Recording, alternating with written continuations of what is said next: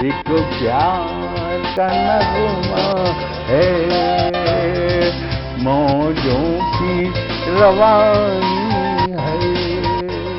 आए ऋतुराज तो बिसार सब काज, कोई मीठी मीठी धुन गुनगुनाने लगी धरती। हंसा के जड़वत जीवन को चेतन चाटा बदल गया। आवाज है दादा की। सर, बिटिया रानी ड्राइवर के साथ भाग गई। भाग गई? जी, भाग गई। अरे कोई बात नहीं, उसे तो बचपन से भागने का शौक है। सतमोला खाओ, कुछ भी पचाओ।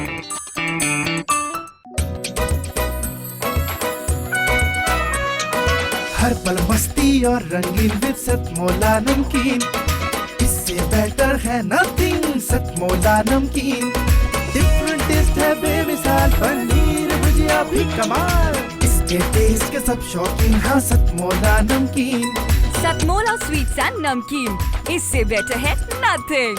हाँ सतमोला नमकीन। सीएम साहब, हमारे 30 विधायक अपोजिशन पार्टी में चले गए। अब आप सीएम नहीं रहे।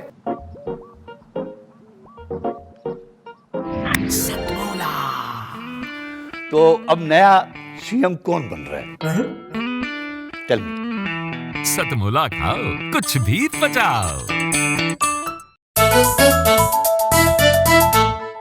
जितना जी में आए खाओ, बस खाते ही खाते जाओ। डरने की क्या बात है जब सतमोला साथ है। टेस्ट है इसका सबसे निराला, हर दिल पर जादू कर डाला। स्वाद स्वाद में जमकर खाया, सतमोला ने खूब बचाया। खाने से गलता है क्या? सतमोला। दोस्तों नमस्कार, मैं डॉक्टर प्रवीण शुक्ल आपको प्रणाम करता हूं और दीपावली के उत्सव पर आयोजित सतमोला कवियों की चौपाल में आपका हार्दिक स्वागत करता हूं, अभिनंदन करता हूं, वंदन करता हूं।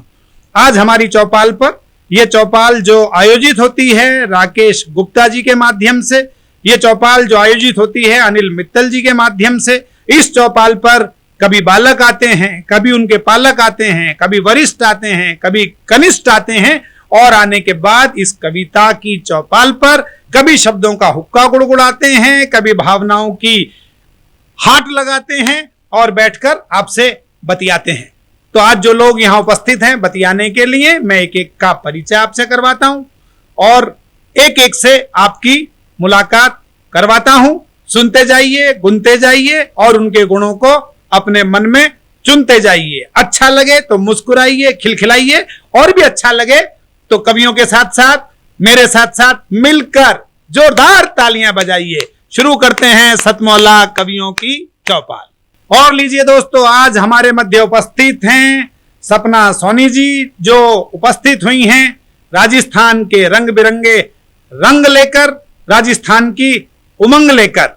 दौसा से वो पधारी हैं, आपको कविताएं सुनाएंगी। मैं उनके बारे में केवल ये कहूंगा कि अक्षरों के स्वर को दिल का साज देता हूं, शब्द को भी अर्थ के परवास देता हूं। ताली बजाने के लिए तैयार हो जाओ, गीत की गंगा को अब आवाज देता हूं। तो आइए मिलकर स्वागत करते हैं हमारे मध्य उपस्थित सुश्री सपना सोनी जी का।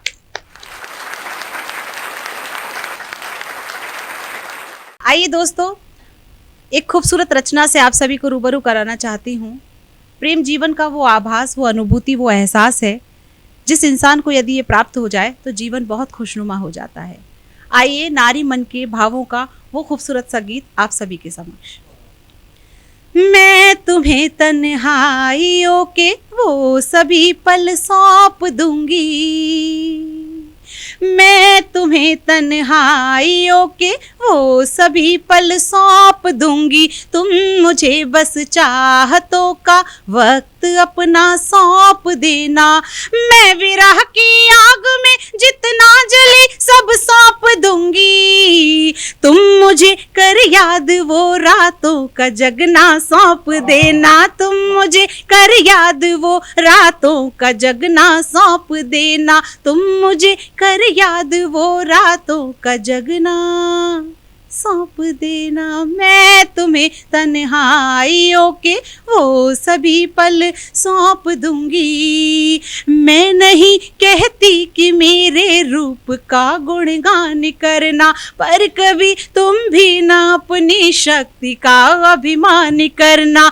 जिस्म दो पर आत्मा तो एक है बस यूं समझ कर, हाँ मेरी तुम भावनाओं का सदा सम्मान करना। मैं नदी बनकर तुम्हें अस्तित्व अपना सौंप दूंगी। तुम मुझे बस प्यार का मीठा सा झरना सौंप देना। तुम मुझे बस प्यार का मीठा सा झरना सौंप देना। मैं तुम्हें तन्हाइयों के वो सभी पल सौंप दूंगी।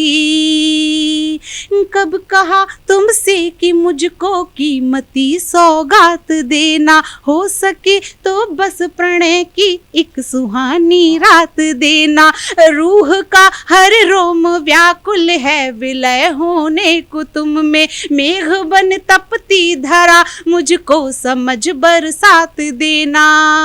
चैन से तुम सो सको मैं नींद अपनी सौंप दूंगी। तुम जो मेरे वास्ते देखो वो सपना सौंप देना। तुम जो मेरे वास्ते देखो वो सपना सौंप देना। मैं तुम्हें तन्हाइयों के वो सभी पल सौंप दूंगी। और गीत का अंतिम बंद। मौत भी आए तो आए अब न मैं हरगिज डरूंगी। इस जन्म से उस जन्म तक साथ जीऊंगी मरूंगी। इस जन्म से उस जन्म तक साथ जीऊंगी मरूंगी। आत्मा का आत्मा से है यही अनुबंध सपना। देवता तुमको समझ मैं रात दिन पूजा करूंगी। लिख तुम्हारा नाम अपनी सांस तुमको सौंप दूंगी।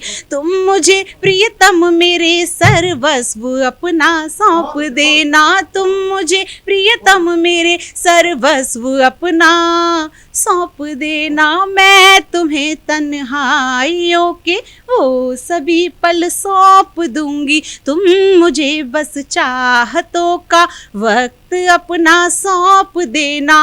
मैं विरह की आग में जितना जली सब सौंप दूंगी।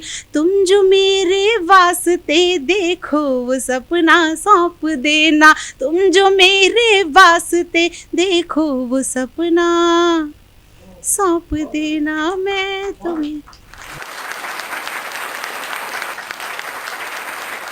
ये है सतमोला कवियों की चौपाल। यहाँ मचता है धमाल, और धमाल मचता है उन रचनाकारों के साथ जिन्होंने पूरे देश में अपनी कविताओं से, अपने शब्दों की निर्मित से, अपने रस से विशिष्ट स्थान प्रदान किया है। तो मैंने कहा कि इस चौपाल पर हुक्का गुड़गुड़ाने वाले लोग भी हैं और बतियाने वाले लोग भी हैं, यहाँ कैरम खेलने वाले लोग भी हैं। मैं आमंत्रित कर रहा हूं जिस रचनाकार को, वो हमारे मंच के वरिष्ठ रचनाकार हैं। कहीं मुनव्वर राणा साहब ने लिखा अपनी 4 पंक्तियों में, अगर बहनें नहीं होंगी तो राखी कौन बांधेगा, किसी के जख्म पर चाहत से पट्टी कौन बांधेगा, हमारी महफिलों में ये बड़े बूढ़े जरूरी हैं, अगर ये ही नहीं होंगे तो पगड़ी कौन बांधेगा। ऐसे ही एक रचनाकार जो हमारे मंच के वरिष्ठ रचनाकार हैं, हमारे मंच की पगड़ी हैं और व्यंग के पुरोधा कवि हैं, उनका नाम है श्री सुरेश नीरव। मैं आमंत्रित कर रहा हूं सुरेश नीरव जी को। कादम्बनी में पत्रकार रहे हैं और अखिल भारतीय कवि सम्मेलनों के पुरोधा रचनाकार हैं। आइए भरपूर तालियों के साथ स्वागत कीजिएगा हमारे मध्य उपस्थित भाई श्री सुरेश नीरव जी का। वो आए और अपनी कविताएं हमारे सम्मुख प्रस्तुत करें।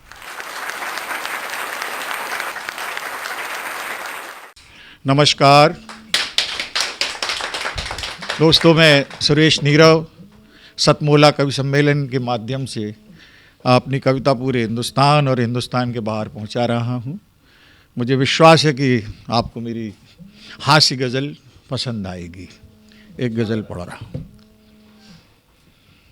दुश्मनों ने तो चलो रास्तों में बम फोड़ दिए। तो जितने डूब के मैं गाऊं वैसे सुनिएगा और तालियां बजनी चाहिए जितने लोग हैं। कि दुश्मनों ने तो चलो रास्तों में बम फोड़ दिए, तुमने तो चाहने वालों के ही दिल तोड़ दिए। दुश्मनों ने तो चलो रास्तों में बम फोड़ दिए, तुमने तो चाहने वालों के ही दिल तोड़ दिए। सर उठाकर न मिला आँख की हम जैसों ने, सर उठाकर न मिला आँख की हम जैसों ने, कितने बहते हुए दरियाओं के रुख मोड़ दिए। और जब अपने पे दर्द आता है तो दूसरे का दर्द समझ में आता है। एक शेर है जो हिंदुस्तान के बाहर भी मेरा गया और उसने मुझे एक पहचान दी है, आप सबको ये शेर दे रहा हूँ कि अपने घर छूट के जब जेल से आया कैदी, अपने घर छूट के जब जेल से आया कैदी, बंद पिंजरे में जो पंछी थे सभी छोड़ दिए। अपने घर छूट के जब जेल से आया कैदी, बंद पिंजरे में जो पंछी थे सभी छोड़ दिए। और आज का जो सियासत है, कहने में जुगनू के इतने हैं आज के लड़के, कहने में जुगनू के इतने हैं आज के लड़के, बल्ब जलते थे जो खम्भों पे सभी फोड़ दिए। और ऐसी आसत मुझे इतना तो बता दे आखिर, राजनीति मुझे इतना तो बता दे आखिर, सारे भारत के गधे दिल्ली में क्यों छोड़ दिए। ऐसी आसत, अब अपनी दिल्ली किसकी है मैं नहीं कह रहा, ऐसी आसत मुझे इतना तो बता दे आखिर, राजनीति मुझे इतना तो बता दे आखिर, सारे भारत के गधे दिल्ली में क्यों छोड़ दिए। और हमें फनकार संपत्ति हमारी है कलम, हमें फनकार संपत्ति हमारी है कलम, दिल के टूटे थे जो रिश्ते वो सभी जोड़ दिए। और अपनी बॉडी जो अखाड़े में दिखाई हमने, अपनी बॉडी जो अखाड़े में दिखाई हमने, सूरमाओं ने झलक देख के दम तोड़ दिए। दुश्मनों ने तो चलो रास्तों में बम फोड़ दिए, तुमने तो चाहने वालों के ही दिल तोड़ दिए।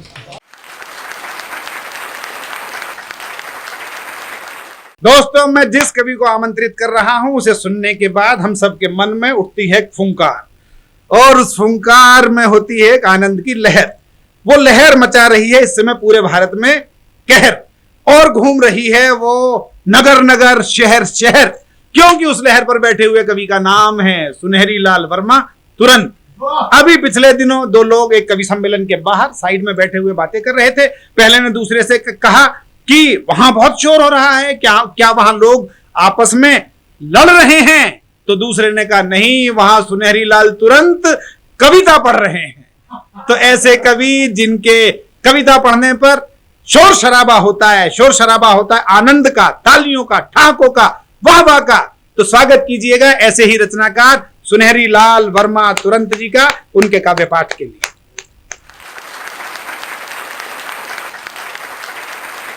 बीबी के भैया तू मुझे कब तक सताएगा, यहाँ से कब तू जाएगा। मेरी बीवी के भैया तू मुझे कब तक सताएगा, यहाँ से कब तू जाएगा। मैं जितना भी कमाता हूँ उसे तू चाट जाता है। कभी बर्गर, कभी पिज़्ज़ा, कभी तू चाट खाता है। मेरे सिर पर बचे बालों को कब तक चाट जाएगा, यहाँ से कब तू जाएगा। जो घर में दूध आता है गटागट तू ही पीता है। जो घर में दूध आता है गटागट तू ही पीता है। मिले ना जूस मौसमी का तू करता फजीता है। मेरा तू खून पी पी कर, मेरा तू खून पी पी कर मुझे कब तक जलाएगा, यहाँ से कब तू जाएगा। मेरी बीवी के भैया तू मुझे कब तक रुलाएगा, यहाँ से कब तू जाएगा। मैं जो कपड़े सिलाता हूँ पहन कर फाड़ देता है। मैं जो कपड़े सिलाता हूँ पहन कर फाड़ देता है। कहूँ कुछ तो मुझे बीवी के आगे झाड़ देता है। मुझे बर्बाद करने में तू कितने दिन लगाएगा, यहाँ से कब तू जाएगा। मेरी बीवी के भैया तू मुझे कब तक रुलाएगा, यहाँ से कब तू जाएगा। मेरे सारे ही घर को खा गया खाते किए खाली। मेरे सारे ही घर को खा गया खाते किए खाली। कभी आते ससुर जी सास आती कभी साली। बता दे कौन से दिन तू मेरी अर्थी उठाएगा, यहाँ से कब तू जाएगा।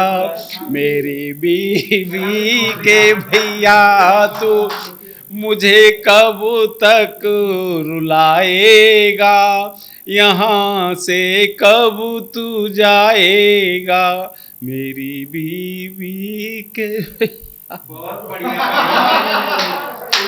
तूने मेरा खून पिया है जितना,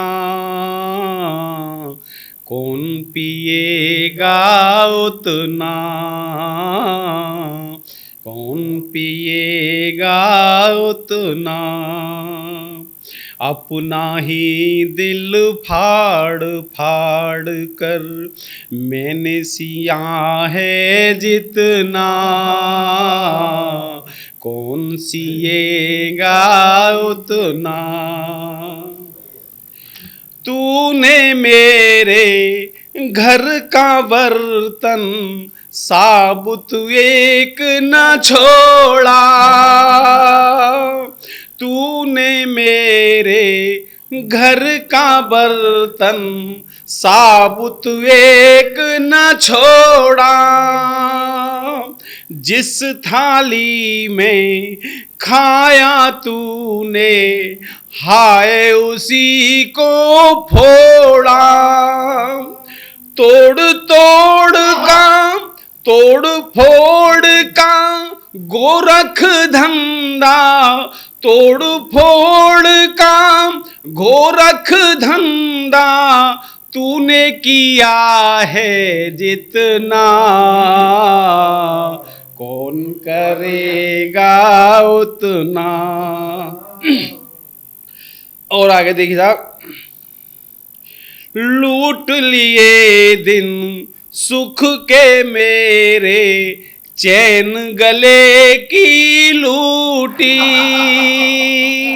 लूट लिए दिन सुख के मेरे, चैन गले की लूटी, जब से मैंने तुझको पाया मेरी किस्मत फूटी, कर्जा लेकर मैंने अपना, कर्जा लेकर मैंने अपना जन्म जिया है जितना,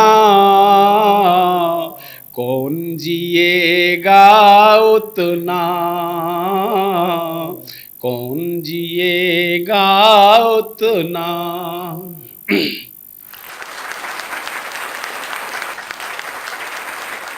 ये है सतमोला कवियों की चौपाल, जहां मचता है शब्दों का धमाल और दिखते हैं कभी पुराने तो नए कमाल, क्योंकि यहाँ पालक कवि भी हैं जो वरिष्ठ हैं और यहाँ बालक कवि भी हैं जो कनिष्ठ हैं।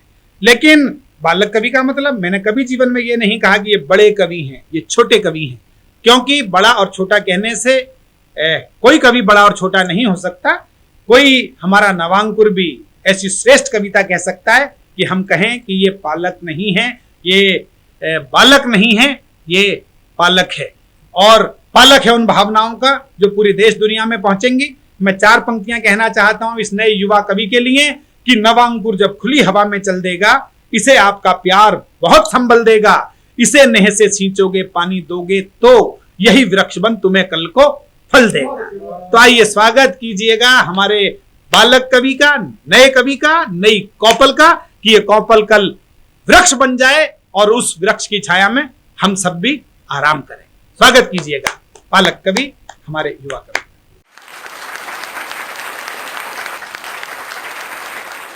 नमस्कार, डॉक्टर निशा शर्मा।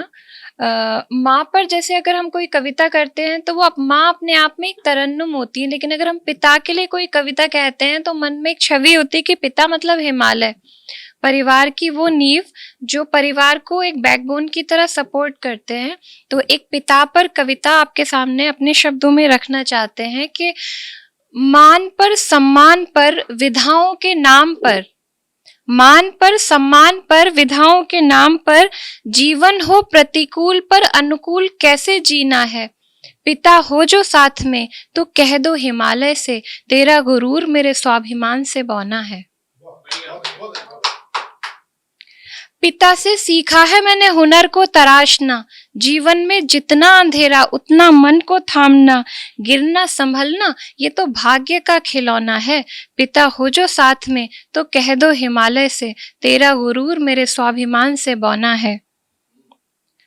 लौह पुरुष पटेल सुभाष कहाँ देखे मैंने, पर अपने पिता को उनमें तपता धूप सा देखा मैंने। जीवन पर्यंत दुख में जो सदा खुश दिखे, बेटियों के आगे कभी बेटा न चुना जिन्होंने। हम 2 बहनें हैं, हमारा कोई भाई नहीं है, तो लेकिन पिता के सामने आज तक हमें कभी एहसास ही नहीं हुआ कि हमारा कोई भाई है ही नहीं, क्योंकि उनका इतना प्रेम, उनका आशीर्वाद इतना है आज तक साथ में, उसी से पता चलता है। पता नहीं कैसे लोग गर्भ में बेटियों को मारते हैं और पता नहीं कैसे अपने उन संस्कारों से बेटियों को सींच नहीं पाते। हम उन्हीं को समर्पित करना चाहते हैं अपनी लाइनें कि लौह पुरुष पटेल सुभाष कहाँ देखे मैंने, पर अपने पिता को उनमें धूप सा तपता देखा मैंने। जीवन पर्यंत दुख में जो सदा खुश दिखे, बेटियों के आगे जिन्होंने बेटा न चुना, बेटियों के आगे कभी बेटा न चुना जिन्होंने, सब कर्म फलों को प्रसाद बनके जीमा है। पिता हो जो साथ में तो कह दो हिमालय से, तेरा गुरूर मेरे स्वाभिमान से बौना है, तेरा गुरूर मेरे स्वाभिमान से बौना है। धन्यवाद।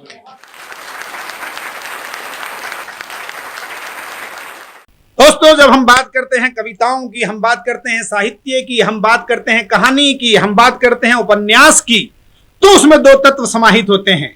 पहला तत्व है वो हमारे भीतर एक चैतन्यता का भाव पैदा करती है, और जब वो चेतना रस के साथ समाहित हो जाती है तो फिर जो प्रादुर्भाव होता है उसे हम आनंद कहते हैं। और जब ये दोनों चीज एक साथ मिल जाती हैं तो फिर वो डॉक्टर चेतन आनंद हो जाते हैं। तो मैं आमंत्रित कर रहा हूं उस रचनाकार को जिसके काव्य में भाव भी हैं, विचार भी हैं, चेतना भी हैं, और जब सबका संगम एक साथ हो जाता है तो फिर आनंद का प्रादुर्भाव होता है। तो उसी आनंद की निर्मित करते हैं चेतन आनंद, और उन्हीं के गुरु की पंक्तियां उन्हें सौंपता हूं। सांचे में किसी और के ढलने नहीं दिया, दिल मोम का था फिर भी पिघलने नहीं दिया, चेहरे को आज तक भी तेरा इंतजार है, हमने गुलाल और को मलने नहीं दिया। तो स्वागत कीजिएगा डॉक्टर चेतन आनंद जी का।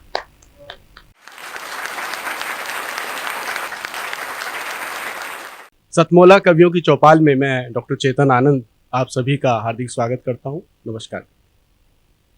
दिवाली की बात हो रही है तो कुछ पंक्तियां दिवाली पर देता हूं और कोशिश करूंगा कि दिवाली से ही बात हो और सारी चीजें जगमग हों कविताओं के माध्यम से।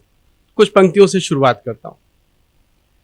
उजाले की हुई पत्थर सरीखी पीर को तोड़े, कि उजाले की हुई पत्थर सरीखी पीर को तोड़े, उठो उठकर अंधेरे की कड़ी प्राचीर को तोड़े, और नहीं तो आंख के दरिया ये सारे सूख जाएंगे, हृदय के पर्वतों से दर्द की तासीर को तोड़े, हृदय के पर्वतों से दर्द की तासीर को तोड़े, हृदय के पर्वतों से दर्द की तासीर को तोड़े, और अजब अनहोनियां हैं फिर अंधेरों की अदालत में, अजब अनहोनियां हैं फिर अंधेरों की अदालत में, उजाले धुन रहे हैं सिर अंधेरों की अदालत में, उजाले धुन रहे हैं सिर अंधेरों की अदालत में, और पुजारी ने बदल डाले धर्म के अर्थ जिस दिन से, कि पुजारी ने बदल डाले धर्म के अर्थ जिस दिन से, सिसकता है कोई मंदिर अंधेरों की अदालत में, सिसकता है कोई मंदिर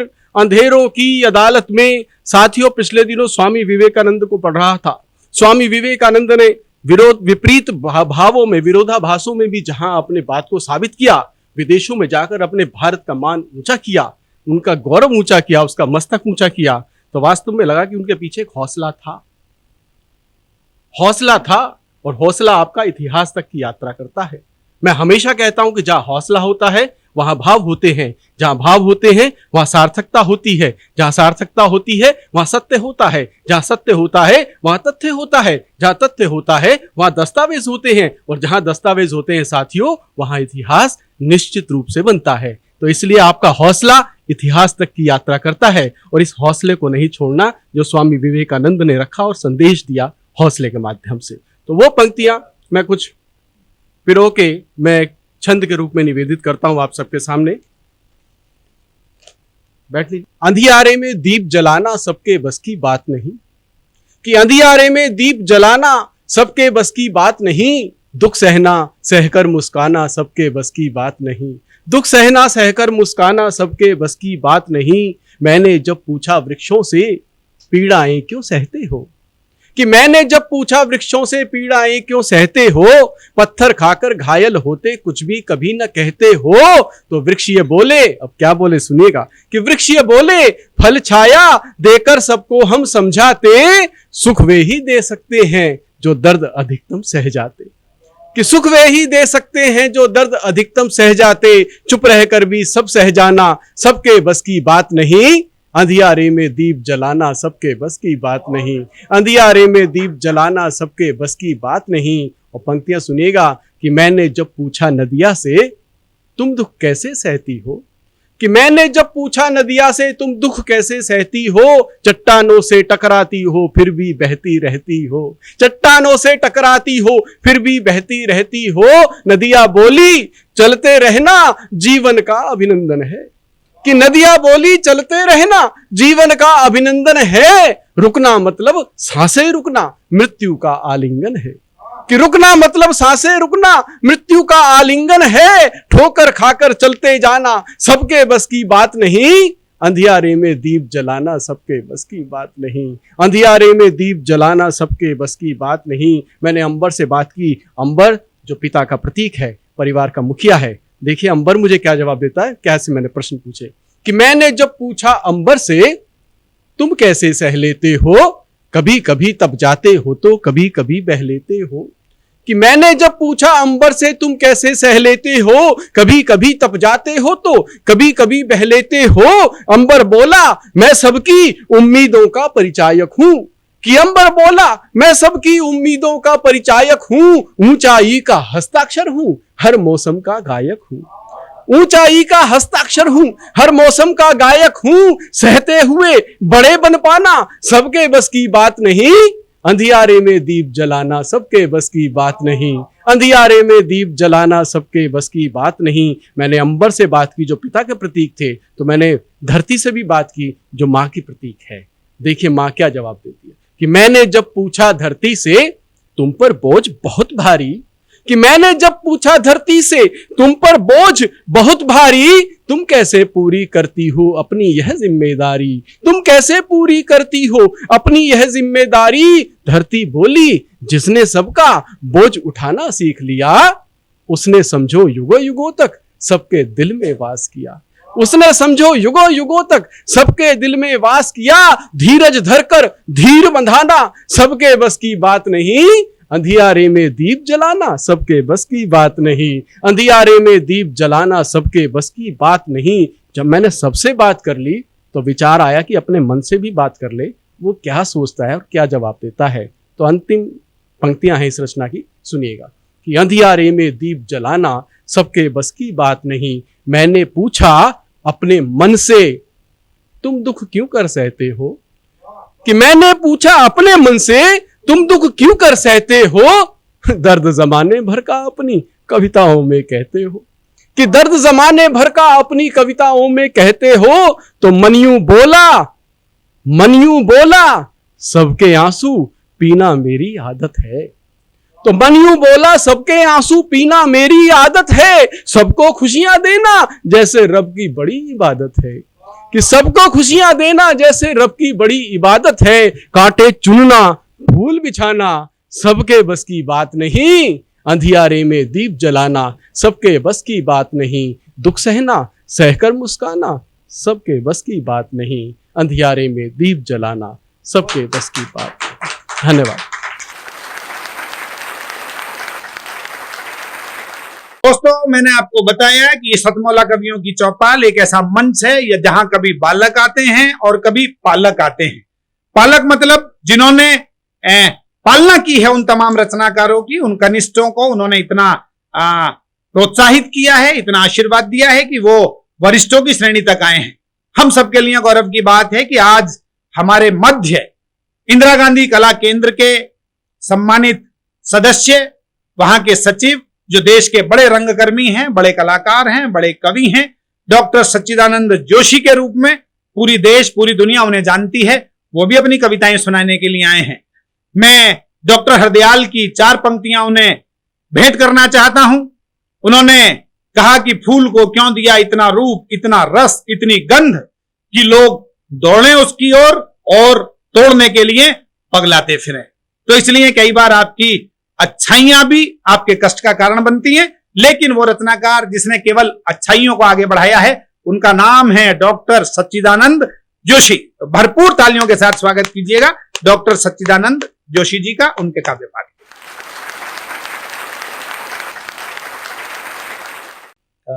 नमस्ते दोस्तों, हम सबकी जिंदगी में कभी कभी बहुत ऐसे मजेदार से प्रसंग आते हैं जिसको समझ में नहीं आता कि कैसे व्याख्यायित किया जाए। जिंदगी में कई बार ऐसे अवसर आए जब आपको कुछ कुछ कार्यक्रमों में मुख्य अतिथि बन के जाना पड़ता है, वार्षिक उत्सवों में, विशेषकर स्कूलों के वार्षिक उत्सवों में। और जाहिर है कि जो कुछ भी बच्चे करें आपको तारीफ करनी पड़ती है, तो बच्चों की तो तारीफ आप कर देते हैं, लेकिन उसके बीच में कुछ मजेदार सी घटनाएं हो जाती हैं। और ऐसी एक घटना को लेकर मैंने ये एक छोटी सी रचना आपके सामने प्रस्तुत करने की कोशिश की है। रचना का शीर्षक है किराए के महापुरुष। अवसर एक स्कूल के वार्षिक उत्सव के पुरस्कार वितरण समारोह का था।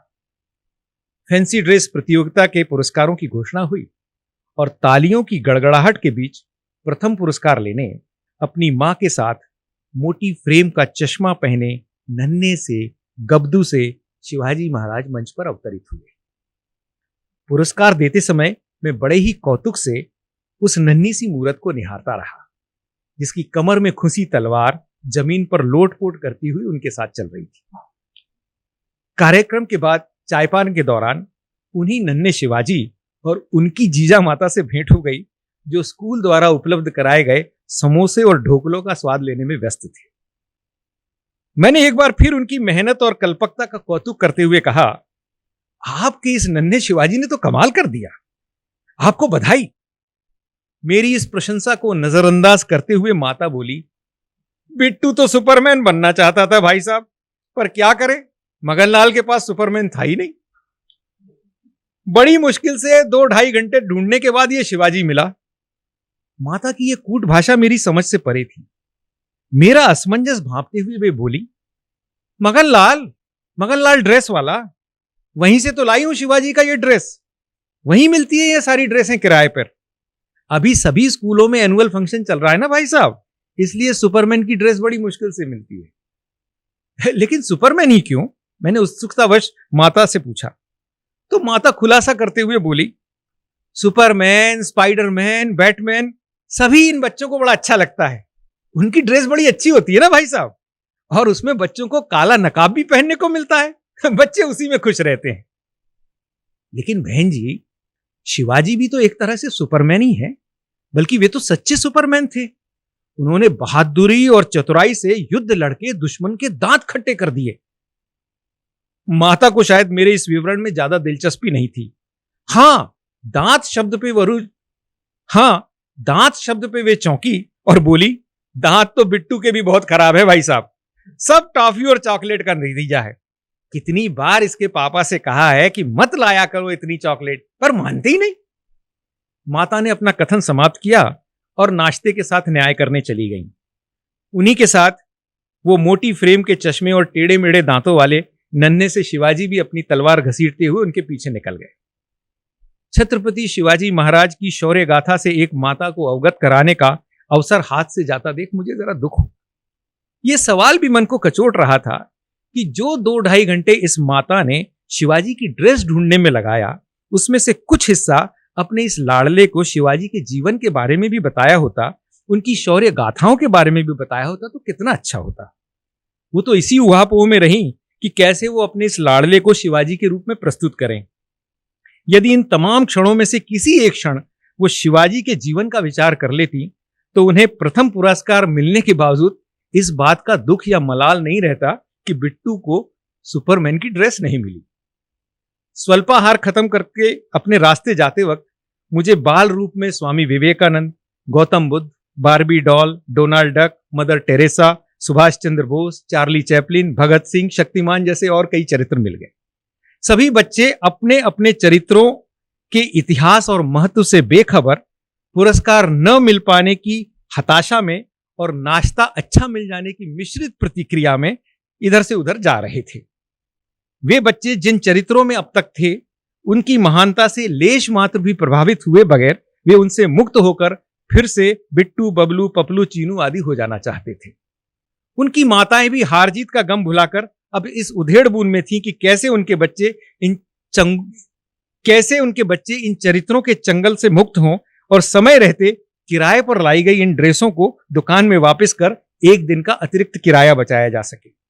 उन माताओं की इन चरित्रों में अब कोई रुचि नहीं बची थी, क्योंकि उन्हें ओढ़कर उनका बेटा या बेटी पुरस्कार पाने से वंचित रह गए थे। उनके लिए स्वामी विवेकानंद और बाबा रामदेव का महत्व एक ही था, क्योंकि दोनों की ड्रेस का किराया सेम टू सेम था। भगिनी निवेदिता और बार्बी डॉल दोनों की माताएं एक साथ खड़े सुनहरे बालों के लिए लगने वाले अतिरिक्त पैसे का हिसाब जोड़ रही थीं। चंद्रशेखर आजाद की माता खुश थी कि सस्ते में छूट गए, सिर्फ लुंगी, बेल्ट, बंदूक और मूछों का ही पैसा देना पड़ा। हम लोग जरा आगे बढ़े ही थे कि उन मगनलाल नाम के महापुरुष के भी दर्शन हो गए, जिनके सौजन्य से इतने सारे महापुरुष आज इस धरा पर अवतीर्ण हुए थे। और यही स्कूल क्यों, शहर के प्रायः सभी स्कूलों में इन्हीं के सौजन्य से महापुरुष अवतरित हो रहे थे। स्कूल मगनलाल का पुराना कस्टमर था, इसलिए मगनलाल जी वहां पर विशेष आमंत्रित के तौर पर उपस्थित थे। सर, ये मगनलाल जी हैं, प्राचार्य महोदय ने मेरा परिचय कराया। और सर, ये जो ड्रेस आप देख रहे हैं ना, ये सब इन्हीं के यहां से आए हैं। इनके यहां इसका बहुत बड़ा स्टॉक है सर, सारे स्कूलों में यही ड्रेस सप्लाई करते हैं। लेकिन हम चूंकि इनके पुराने कस्टमर हैं, इसलिए यहां आ जाते हैं हमारे निमंत्रण पे। और सर, हमारे बच्चों को स्पेशल कंसेशन भी देते हैं 10%। प्राचार्य अपनी बड़ाई कर रहे थे। हाँ, बहुत तारीफ सुनी आपकी। वो मैडम भी आपके बारे में काफी बता रही थी। मैंने उन्हें शिवाजी की माता की ओर इशारा करके कहा, अरे वो मैडम, अरे सर, वो मैडम तो बहुत परेशान थी कि सुपरमैन चाहिए। वैसे सर, मैं 4 सुपरमैन रखता हूं, पर मैडम का बैड लक था, चारों सुपरमैन चले गए थे। शिवाजी वगैरह का तो एक ही सेट रहता है sir. Superman, Batman, Spiderman, Shaktimaan, इनकी बहुत डिमांड है। लेकिन साहब, मैडम तो अब खुश होंगी कि शिवाजी की ड्रेस में भी बिट्टू को पहला इनाम मिल गया। इन नौनिहालों को महापुरुष बनाने वाले सुपर महापुरुष मगनलाल अपनी दुकान का वर्णन करते हुए निहाल हुए जा रहे थे। मैं उन्हें देखकर अभिभूत था और सोच रहा था कि पहले तो महापुरुष स्कूलों से पढ़ लिख कर ही तैयार हुआ करते थे, अब स्कूल वालों ने यह ठेका मगनलाल जी को दे दिया है, जो किराया लेके बच्चों को कुछ क्षण के लिए महापुरुष बना रहे हैं। स्कूल वाले तो बस इन नौनिहालों को किताबी ज्ञान रटवाकर नोट छापने की मशीन बनाने में जुटे।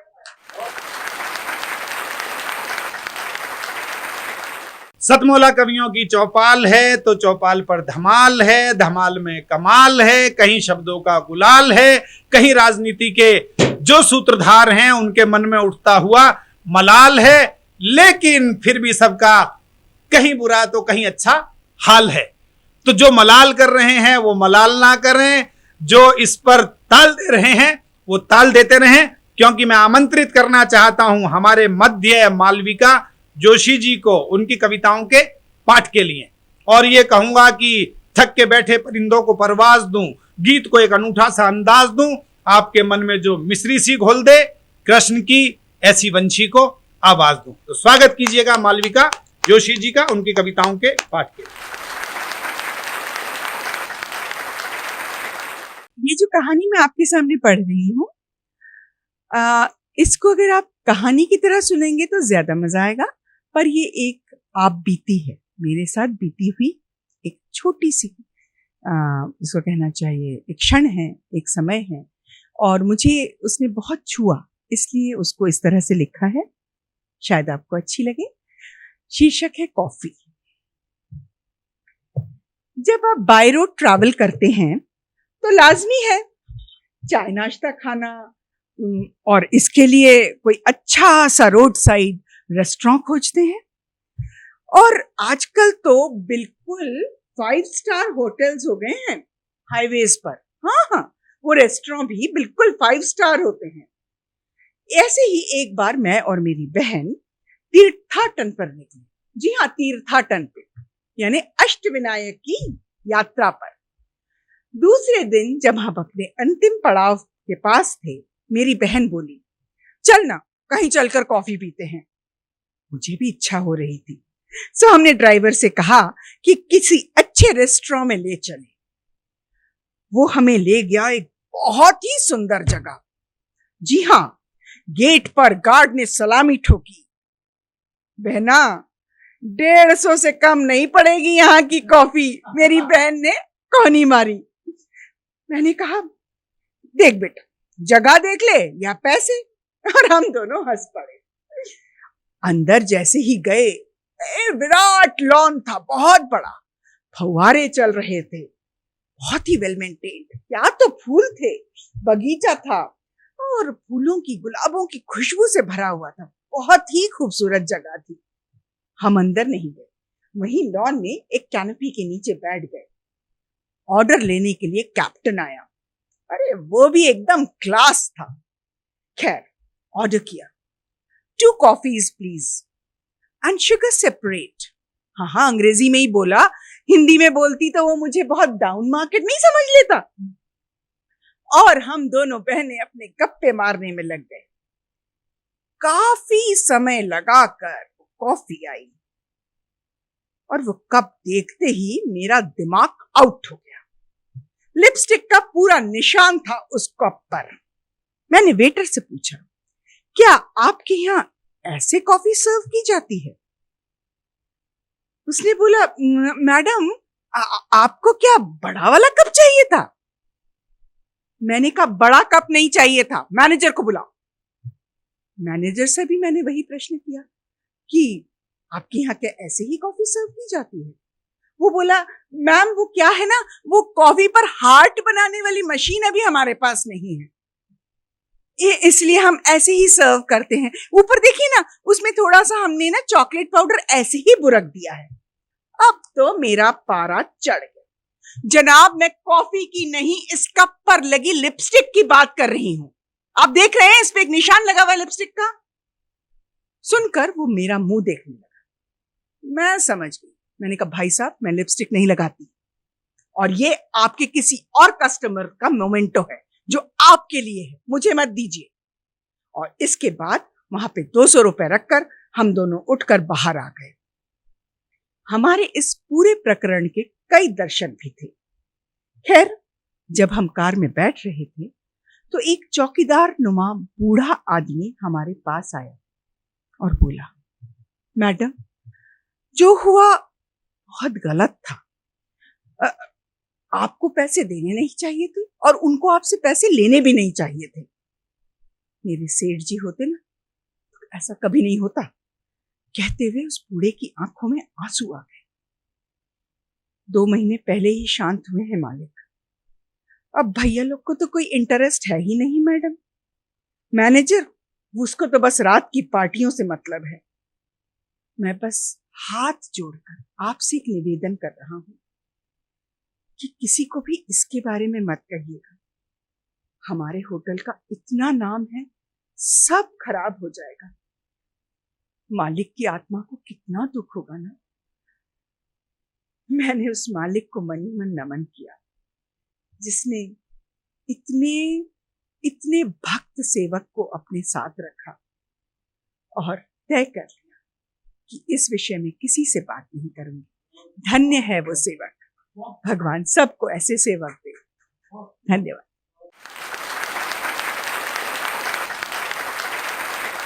ये है सतमोला कवियों की चौपाल, जहां मस्ता रहता है शब्दों का धमाल, और इसे सुनने के बाद कहते हैं सब लोग वाह वाह वाह वाह कमाल। और निश्चित रूप से इसको सुनने के बाद हो जाते हैं आप सब निहाल और करते रहते हैं अपने सारे हंसी खुशी के उल्लास के काम। लेते हैं एक अल्प विराम, लेकिन जाइएगा मत। हम सब लेंगे सतमोला की खट्टी मीठी गोलियों के साथ, सतमोला के बहुत सारी चीजों के साथ चटकारा। अल्प विराम के बाद मिलते हैं दोबारा। जितना जी में आए खाओ, बस खाते ही खाते जाओ। डरने की क्या बात है जब सतमोला साथ है। टेस्ट है इसका सबसे निराला, हर दिल पर जादू कर डाला।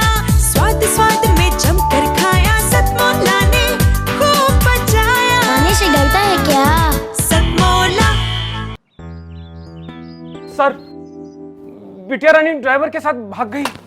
भाग गई? जी भाग गई। अरे कोई बात नहीं, उसे तो बचपन से भागने का शौक है। सतमोला खाओ, कुछ भी पचाओ।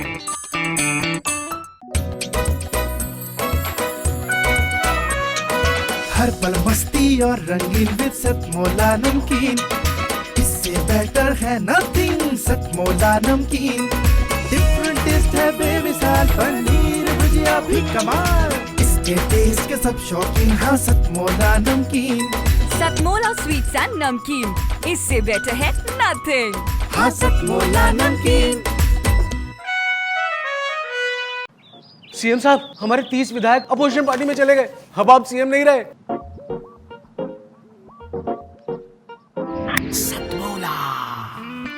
तो अब नया सीएम कौन बन रहा है? Tell me. सतमोला खाओ, कुछ भी पचाओ। अंतराल के बाद आप सबका पुनः स्वागत है। आइए फिर दोबारा से कविताओं से जुड़ते हैं और काव्य धारा की तरफ मुड़ते हैं। ये है सतमोला कवियों की चौपाल, जहां मचता है शब्दों का धमाल और दिखते हैं कभी पुराने तो नए कमाल। क्योंकि यहाँ पालक कवि भी हैं जो वरिष्ठ हैं और यहाँ बालक कवि भी हैं जो कनिष्ठ हैं। लेकिन बालक कवि का मतलब, मैंने कभी जीवन में ये नहीं कहा कि ये बड़े कवि हैं, ये छोटे कवि हैं। क्योंकि बड़ा और छोटा कहने से कोई कवि बड़ा और छोटा नहीं हो सकता। कोई हमारा नवांकुर भी ऐसी श्रेष्ठ कविता कह सकता है कि हम कहें कि ये पालक नहीं है, ये बालक नहीं है, ये पालक है। और पालक है उन भावनाओं का जो पूरी देश दुनिया में पहुंचेंगी। मैं 4 पंक्तियां कहना चाहता हूं इस नए युवा कवि के लिए कि नवांकुर जब खुली हवा में चल देगा, इसे आपका प्यार बहुत संभल देगा। इसे नेह से सींचोगे, पानी दोगे तो यही वृक्ष बन तुम्हें कल को फल देगा। तो आइए स्वागत कीजिएगा हमारे बालक कवि का, नए कवि का, नई कौपल का, कि ये कौपल कल वृक्ष बन जाए और उस वृक्ष की छाया में हम सब भी आराम करें। स्वागत कीजिएगा बालक कवि, हमारे युवा कवि। मैं कह रहा हूं कमलेश जी कि कवि 4 प्रकार के होते हैं। कविता में जो मनोरंजन का तड़का लगा दे वो प्रोफेशनल कवि होता है। कविता में जो मनोरंजन का तड़का लगा दे वो प्रोफेशनल कवि होता है। और जो कविता लिखते लिखते अपना तकिया भिगो दे वो इमोशनल कवि होता है। जो कविता लिखते लिखते अपना तकिया भिगो दे वो इमोशनल कवि होता है। जिसको उसकी खुद की घरवाली छोड़ दे, जिसको उसकी खुद की घरवाली छोड़ दे वो लहूलुहान कवि होता है। और जो कविता के लिए अपनी घरवाली छोड़ दे वो महान कवि होता है। जो कविता के लिए अपनी घरवाली छोड़ दे वो महान कवि होता है। तो मैं भी महान कवि हूँ, रोहिणी से नोएडा अपनी घरवाली को छोड़ के आया हूँ। हम आपको एक कविता सुना देता हूँ। एक कवि को उसकी कविता से प्रभावित होकर के एक कन्या ने प्रपोज किया कि मेरे साथ में शादी करोगे। तो बोला मैं कवि हूँ, अभी स्टैंड नहीं हुआ हूँ। तो उसको समझाती है, तर्क देती है, कन्विंस करती है। तो उसी बात को मैंने एक गीत में लिखा है। प्यार हमें भी सिखला देगा हर हालत में रहना, प्यार हमें भी सिखला देगा हर हालत में रहना। चलो कोई संसार बसाएं मान ले मेरा कहना, चलो कोई संसार बसाएं मान ले मेरा कहना। मैं तेरी हर एक अदा पर बोलूँगी क्या बात है, तू यदि दिन को रात कहेगा मैं कह दूँगी रात है। मैं तेरी हर एक अदा पर बोलूँगी क्या बात है, तू यदि दिन को रात कहेगा मैं कह दूँगी रात है। तेरी खातिर छोड़ चलूँगी मैं बाबुल का अंगना, तेरी खातिर छोड़ चलूँगी मैं बाबुल का अंगना। चलो कोई संसार बसाएं मान ले मेरा कहना, चलो कोई संसार बसाएं मान ले मेरा कहना। आगे क्या कहती है? चलो कोई संसार बसाएं, मान ले मेरा कहना। जीवन में इच्छाएं ज्यादा, इच्छाओं का अंत नहीं। जिसकी इच्छा पूरी होती वो कोई बेअंत नहीं। जीवन में इच्छाएं ज्यादा, इच्छाओं का अंत नहीं। जिसकी इच्छा पूरी होती वो कोई बेअंत नहीं। संतोषी ही सदा सुखी है, धू धू कर क्या जलना। संतोषी ही सदा सुखी है, धू धू कर क्या जलना। चलो कोई संसार बसाएं, मान ले मेरा कहना। चलो कोई संसार बसाएं, मान ले मेरा कहना। चलो कोई संसार बसाएं, मान ले मेरा कहना। जब तू घर आएगा तेरे माथे को सहलाऊंगी। तेरे पसीने की खुशबू को घोट घोट पी जाऊंगी। जब तू घर आएगा तेरे माथे को सहलाऊंगी। तेरे पसीने की खुशबू को घोट घोट पी जाऊंगी। तेरी कविता रोज सुनूंगी, मुझको आता सहना। तेरी कविता रोज सुनूंगी, मुझको आता सहना। चलो कोई संसार बसाएं, मान ले मेरा कहना। चलो कोई संसार बसाएं, मान ले मेरा कहना। प्यार हमें भी सिखला देगा हर हालत में रहना। चलो कोई संसार बसाएं, मान ले मेरा कहना। चलो कोई संसार बसाएं, मान ले मेरा कहना। ये है सतमोला कवियों की चौपाल, जहां मचता है शब्दों का धमाल और दिखते हैं कभी पुराने तो नए कमाल। क्योंकि यहाँ पालक कवि भी हैं जो वरिष्ठ हैं और यहाँ बालक कवि भी हैं जो कनिष्ठ हैं। लेकिन बालक कवि का मतलब मैंने कभी जीवन में ये नहीं कहा कि ये बड़े कवि हैं, ये छोटे कवि हैं। क्योंकि बड़ा और छोटा कहने से कोई कवि बड़ा और छोटा नहीं हो सकता। कोई हमारा नवांकुर भी ऐसी श्रेष्ठ कविता कह सकता है कि हम कहें कि ये पालक नहीं है, ये बालक नहीं है, ये पालक है। और पालक है उन भावनाओं का जो पूरी देश दुनिया में पहुंचेंगी। मैं 4 पंक्तियां कहना चाहता हूं इस नए युवा कवि के लिए कि नवांकुर जब खुली हवा में चल देगा, इसे आपका प्यार बहुत संभल देगा। इसे नेह से सींचोगे, पानी दोगे तो यही वृक्ष बन तुम्हें कल को फल देगा। तो आइए स्वागत कीजिएगा हमारे बालक कवि का, नए कवि का, नई कौपल का, कि ये कौपल कल वृक्ष बन जाए और उस वृक्ष की छाया में हम सब भी आराम करें। स्वागत कीजिएगा बालक कवि, हमारे युवा कवि। मर्ज करें आप ये कविता तरोताजा आपके सामने, आप समझिए कि तरोताजा खीर पेश कर रहा हूं। कविता की खास बात, व्यंग को लिखने के लिए एक कठिन विधा है। व्यंग को लिखने के लिए किसी खास माहौल की जरूरत नहीं होती, मौसम की कोई जरूरत नहीं। जहां से आप जब चाहें तब व्यंग चुरा सकते हैं, लिख सकते हैं। तो मेरी ये कविता मेरे एक दोहा से था प्रेरित है। दोहा आप सुन लें और आपको कविता का मर्म समझ में आ जाएगा। सोफा कहता आपसे मुझको क्यों पिचकाओ, सोफा कहता आपसे मुझको क्यों पिचकाओ, भार न इतना डालिए, पहले पहले पहले वजन घटाओ। तो ये मोटे और पतले के बीच की कहानी है। आप इस व्यंग को सुने, आप सचमुच खो जाएंगे। व्यंग शुरू करता हूं। मेरे 2 दोस्त थे, पहले आपको थोड़ी सी भूमिका दे दूं। मेरे 2 दोस्त हैं, एक मोटा और एक पतला।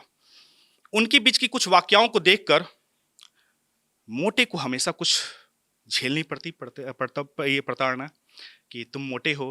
तो उसी पर ये मैंने कविता लिखने की कोशिश करी है। सुने आप, यहाँ जो भी मोटे हैं वो उन पर किसी तरीके से कोई केंद्रित नहीं है अभी, तो फिर भी सुने आप, भाव समझ जाएं। और आप यकीन मानिए मोटे को आज गर्व होगा इस कविता को सुनने के बाद, अगर मुझे पूरे याद रहा तो। मैं मोटा हूं, मैं मोटा हूं, हाइट में छोटा हूं। मेरी हाइट अच्छी है लेकिन फिर भी मैं मोटा हूं, हाइट में छोटा हूं। मैं मोटा हूं, हाइट में छोटा हूं, पर मोटे की भी अपनी एक पहचान है, वो भी आप जैसा एक इंसान है। मोटा खाते पीते घर की निशानी है। और आप इस पतले को किस बात की परेशानी है? बचपन में मां जो भी खिला देती है, प्रशांत भाई, बचपन में मां जो भी खिला देती खा लेता और चर्बी बढ़ जाती। पर मां की नजरों में मैं रहा हमेशा फिट, और आप मेरे मोटापे को करते हो हिट। आप मेरे मोटापे को करते हो हिट। अरे थोड़ा ही बहुत आप लोग दांत भी दे यार, खुलूंगा नहीं है, याद हो ना, थोड़ा मुश्किल है ना। और आप मेरे मोटापे को करते हो हिट। मोटापा समझो अन्नपूर्णा की कृपा खास है। माता जी, मोटापा समझो अन्नपूर्णा की कृपा खास है। तुम सूखे पतले को किस बात का एहसास है? मोटापा समझो अन्नपूर्णा की कृपा खास है। तुम सूखे पत्ते जैसे पतले को किस बात का एहसास है? मोटापा तुम मेरे मोटेपन और अपने पतलेपन का डंका शहर में बजाते हो। तुम मेरे मोटेपन और अपने पतलेपन का डंका शहर में बजाते हो। लगता है मित्र तुम मेरे मोटापे से जलते नजर आते हो। अब वो तर्क दे रहा हूं आप लोग को जिसके बाद आप गर्व करेंगे कि आप मोटे हैं। मोटापे के अनेक फायदे हैं। मोटापे के अनेक फायदे हैं और कम नुकसान है। तर्क से सिद्ध करता हूं जिस बात से आप अज्ञान हैं। फिर से, मोटापे के अनेक फायदे हैं, कम नुकसान है। तर्क से सिद्ध करता हूं जिस बात से आप अज्ञान हैं। एक मोटा आदमी किसी को एडजस्टमेंट करे, जगह दे, तो बहुत बड़ी कुर्बानी है उसी पर। सुनिए, तुम्हारी एडजस्टमेंट की कोई गिनती नहीं होगी। तुम्हारे एडजस्टमेंट की कोई गिनती नहीं होगी, और मैं अगर एडजस्ट करूं तो ये कुर्बानी सिद्ध होगी। तो ये कुर्बानी सिद्ध होगी। मुझे देख गुंडे मवाली दूर से ही कल्टी मार जाते हैं। मुझे देख गुंडे मवाली सब दूर से ही कल्टी मार जाते हैं, और आप पतले के इर्द गिर्द तो हमेशा खतरे मंडराते हैं। और आप पतले के इर्द गिर्द तो हमेशा खतरे मंडराते हैं। माना अच्छी सेहत, शरीर के लिए अच्छी सेहत जरूरी है, और अति हर चीज की बुरी है। पर मेरा मोटापा अभी उस अति की रेखा से कोसों दूर है। पर मेरा मोटापा अभी उस अति की रेखा से कोसों दूर है। आप जाने क्यों अपने पतलेपन पर मगरूर हैं? बचपन से ही खाता हूं प्यार से। बचपन से ही खाता हूं प्यार से, और यही मेरे अच्छे सेहत का राज है। ना किसी से दुश्मनी, ना किसी से कोई होड़, ये अपना अंदाज है। बहुत बहुत धन्यवाद आप सभी का, शुक्रिया।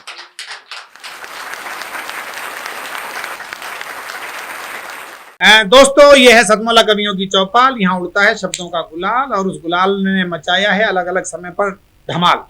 कई बार हमारे वरिष्ठ कवि, जिन्हें हम पालक कवि कहते हैं, वो अपने शब्दों का गुलाल हमारे गालों पर लगाते हैं। कई बार बालक कवि लगाते हैं, लेकिन किसी की भी चमक कम हो सकती है, किसी भी की भी चमक ज्यादा हो सकती है। मैं आमंत्रित कर रहा हूं एक ऐसे युवा कवि को जिसे नाम तो दिया गया है बालक कवि, लेकिन उसमें दिखेगी आपको बहुत प्यारे वरिष्ठ कवियों की छवि। आइए भरपूर तालियों से स्वागत कीजिएगा हमारे बालक कवि।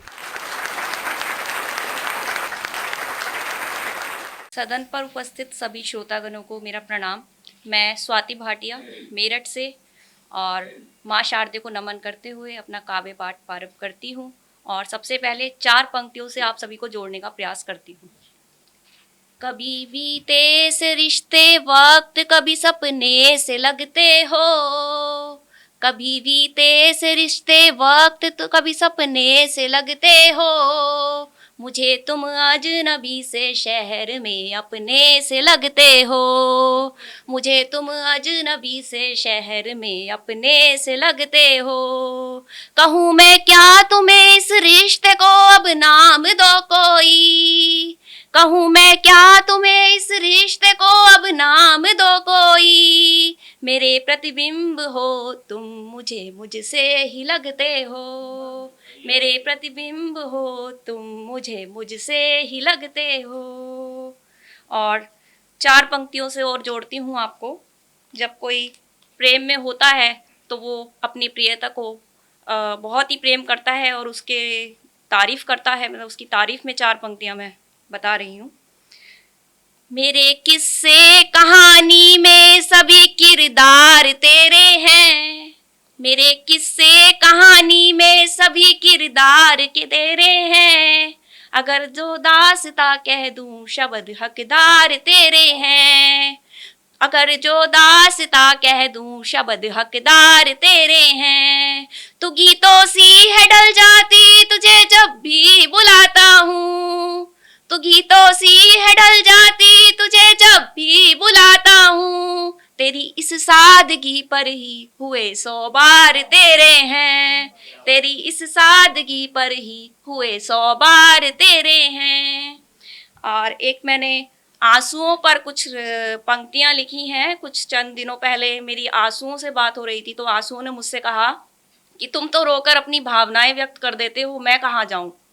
तो मैंने कहा तुम भी अपनी भावनाएं मुझसे व्यक्त कर दो। तो आंसुओं से मेरी कुछ चंद बातें हुई। तो आंसू से मैंने पूछा तुम कौन हो, क्या हो, अपने बारे में मुझे बताओ।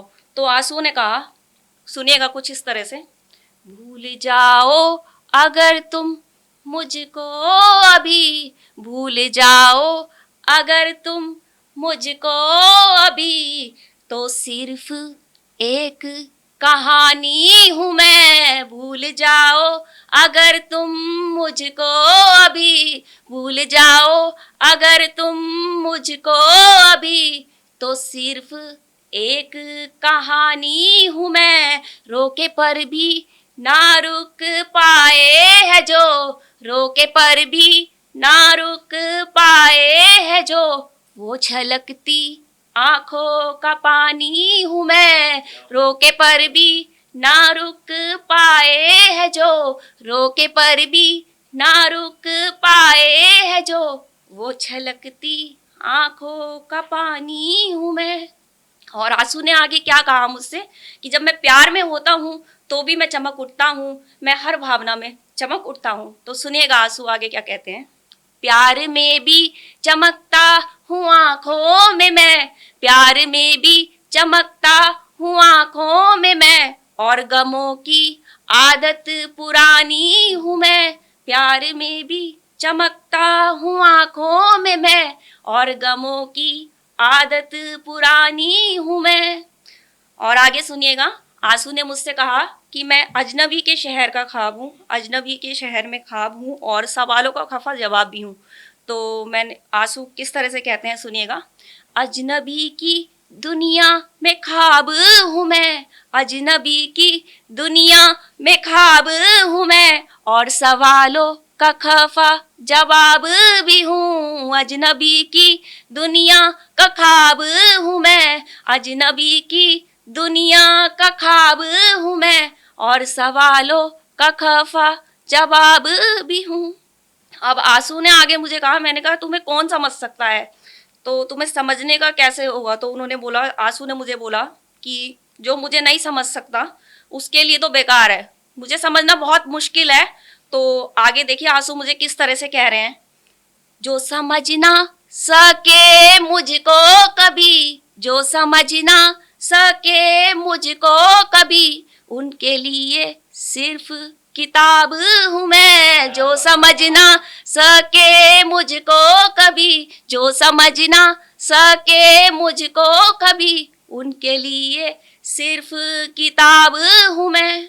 तो मैंने अंत में आंसू से ये पूछा, तो फिर भाई तुम्हें कौन समझ सकता है। तो आंसू ने मुझसे कहा, मुझे केवल आपका मन ही समझ सकता है, क्योंकि मन में ही आपके चलता रहता है ना, आप लोग देखते हैं मन में चलता है कि ये मैं दुखी हूँ, इस समय क्या हूँ। तो आंसू आगे क्या कहते हैं। मन से पूछो गमों का सैलाब हूँ मैं, मन से पूछो गमों का सैलाब हूँ मैं, रख लो मुझको प्यारी निशानी हूँ मैं, रख लो मुझको प्यारी निशानी हूँ मैं, मन से पूछो गमों का सैलाब हूँ मैं, मन से पूछो गमों का सैलाब हूँ मैं, रख लो मुझको प्यारी निशानी हूँ मैं। और अंत में 4 पंक्तियां बस मैं आप सभी की तरफ से, जैसे सभी अपने लिए सोचते हैं, मैंने भी आईना देखकर अपने लिए सोचा था, तो मैंने 4 पंक्तियां लिख डाली थी, तो वो मैं अंत में वो सुनाना चाहती हूँ, फिर मैं अपना स्थान लूँगी। कल जो आईना देख कर के कहीं, कल जो आईना देख कर के कहीं, सच है मुझको भी ये तसल्ली हुई, सच है मुझको भी ये तसल्ली हुई, अनजानी सी इस डगर में कहीं, अनजानी सी इस डगर में कहीं, आखिर हमको भी जानता है कोई, आखिर हमको भी जानता है कोई। धन्यवाद।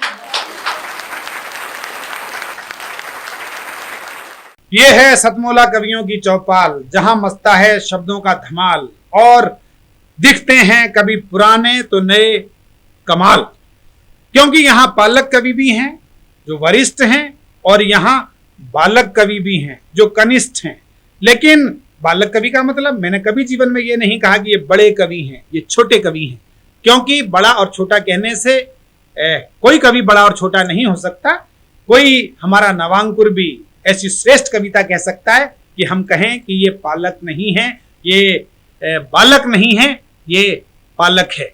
और पालक है उन भावनाओं का जो पूरी देश दुनिया में पहुंचेंगी। मैं 4 पंक्तियां कहना चाहता हूं इस नए युवा कवि के लिए कि नवांकुर जब खुली हवा में चल देगा, इसे आपका प्यार बहुत संभल देगा, इसे नेह से सींचोगे पानी दोगे तो यही वृक्ष बन तुम्हें कल को फल देगा। तो आइए स्वागत कीजिएगा हमारे बालक कवि का, नए कवि का, नई कौपल का, कि ये कौपल कल वृक्ष बन जाए और उस वृक्ष की छाया में हम सब भी आराम करें। स्वागत कीजिएगा बालक कवि, हमारे युवा कवि। मैं संगीत आत्रे मेरठ से आप सभी के समक्ष अपना काव्य पाठ करने के लिए उपस्थित हूँ। सभी को प्रणाम करती हूँ और 2 पंक्तियाँ माँ शारदे के चरणों में समर्पित करते हुए अपना काव्य पाठ प्रारंभ करती हूँ। पल के झुकते ही नमन हो जाए, पल के झुकते ही नमन हो जाए, नजरे झुकते ही प्रार्थना स्वीकार हो जाए, पल के झुकते ही नमन हो जाए, नजरे झुकते ही प्रार्थना स्वीकार हो जाए। और ऐसी नजर में कहाँ से लाऊं माँ शारदे, ऐसी नजर में कहाँ से लाऊं माँ शारदे, जो याद करते ही तुम्हारा दीदार हो जाए, जो याद करते ही तुम्हारा दीदार हो जाए। और एक मुक्तक आप सभी को समर्पित करती हूँ, आप सभी से मुलाकात के उपलक्ष्य में, कि मुलाकात करो तो तुम ऐसी करना किसी से, मुलाकात करो तो तुम ऐसी करना किसी से, जो उम्र भर की पहचान बन जाए, मुलाकात करो तो तुम ऐसी करना किसी से, जो उम्र भर की पहचान बन जाए। और कदम रखो तुम इस तरह जमी पर, के कदम रखो तुम इस तरह जमी पर, के लोगों के दिलों पर निशान बन जाए, के लोगों के दिलों पर निशान बन जाए। और जीने को तो जी रहा है हर कोई यहाँ, जीने को तो जी रहा है हर कोई यहाँ, जियो तो ऐसे जीना कि किसी के होठों की मुस्कान बन जाए, कि किसी के होठों की मुस्कान बन जाए। और एक मुक्तक मेरा एक इंसानियत के कर्म को समर्पित है, कि इंसानियत के कर्म कैसे होने चाहिए। कि मत सोच कि तेरा सपना पूरा क्यों नहीं होता, कि मत सोच कि तेरा सपना पूरा क्यों नहीं होता, और हिम्मत करने वालों का इरादा कभी अधूरा नहीं होता। कि मत सोच कि तेरा सपना पूरा क्यों नहीं होता, और हिम्मत करने वालों का इरादा कभी अधूरा नहीं होता। और कर्म होते हैं जिनके नेक इरादों से भरे, कर्म होते हैं जिनके नेक इरादों से भरे, तो उनके जीवन में कभी अंधेरा नहीं होता। कि कर्म होते हैं जिनके नेक इरादों से भरे, उनके जीवन में कभी अंधेरा नहीं होता। कि होता नहीं काम कोई छोटा या बड़ा, होता नहीं कोई काम छोटा या बड़ा, और उम्मीद की डोर से हर कर्म बंधा हुआ। होता नहीं काम कोई छोटा बड़ा, और उम्मीद की डोर से हर कदम बंधा हुआ, और नहीं किए बिना मेहनत सफलता नहीं मिलती।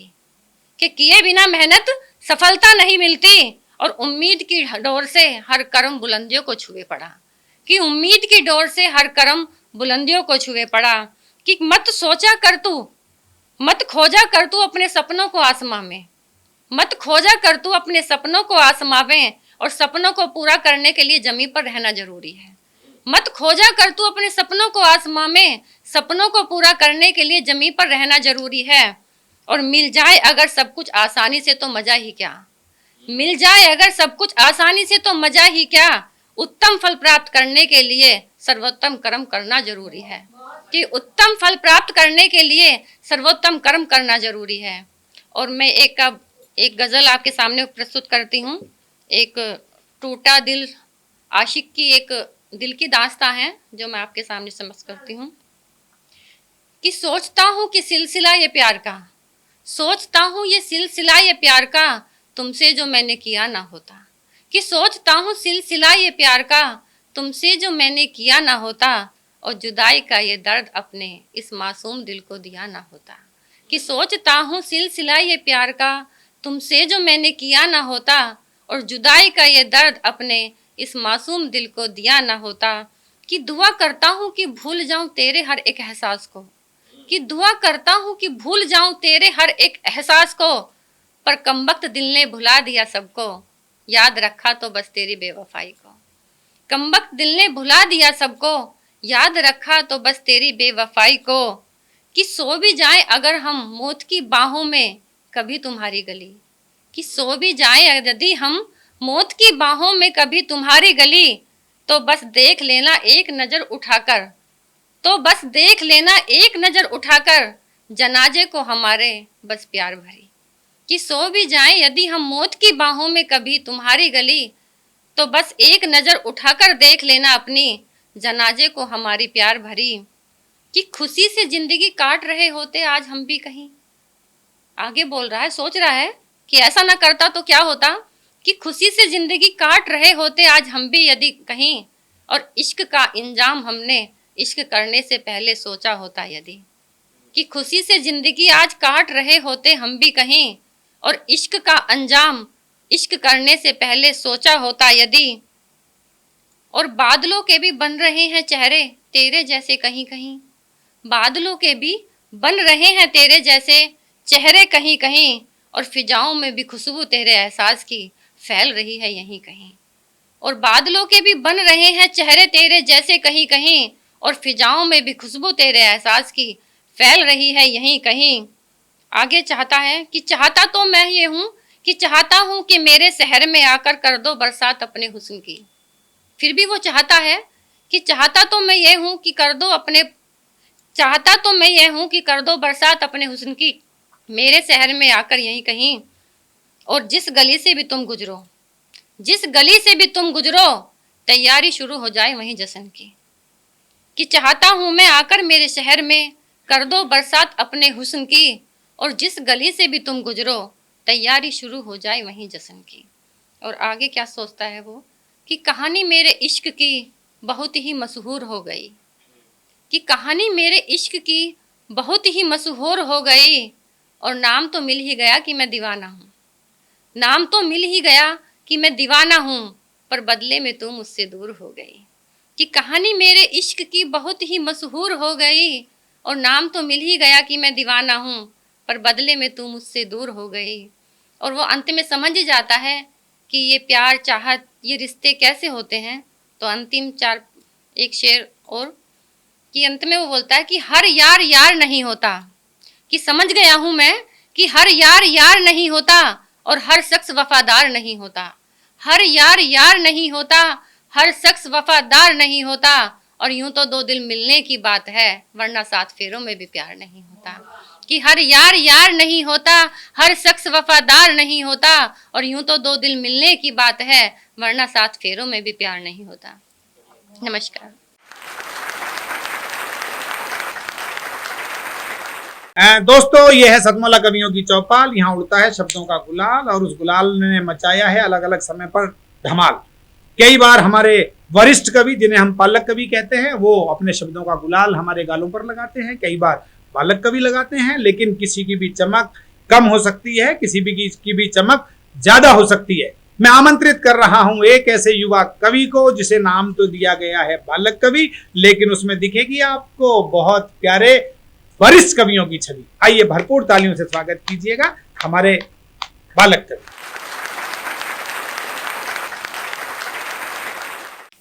मैं तनिष्कानंद अपनी मम्मी के बर्थडे पर गाना चाहूंगा।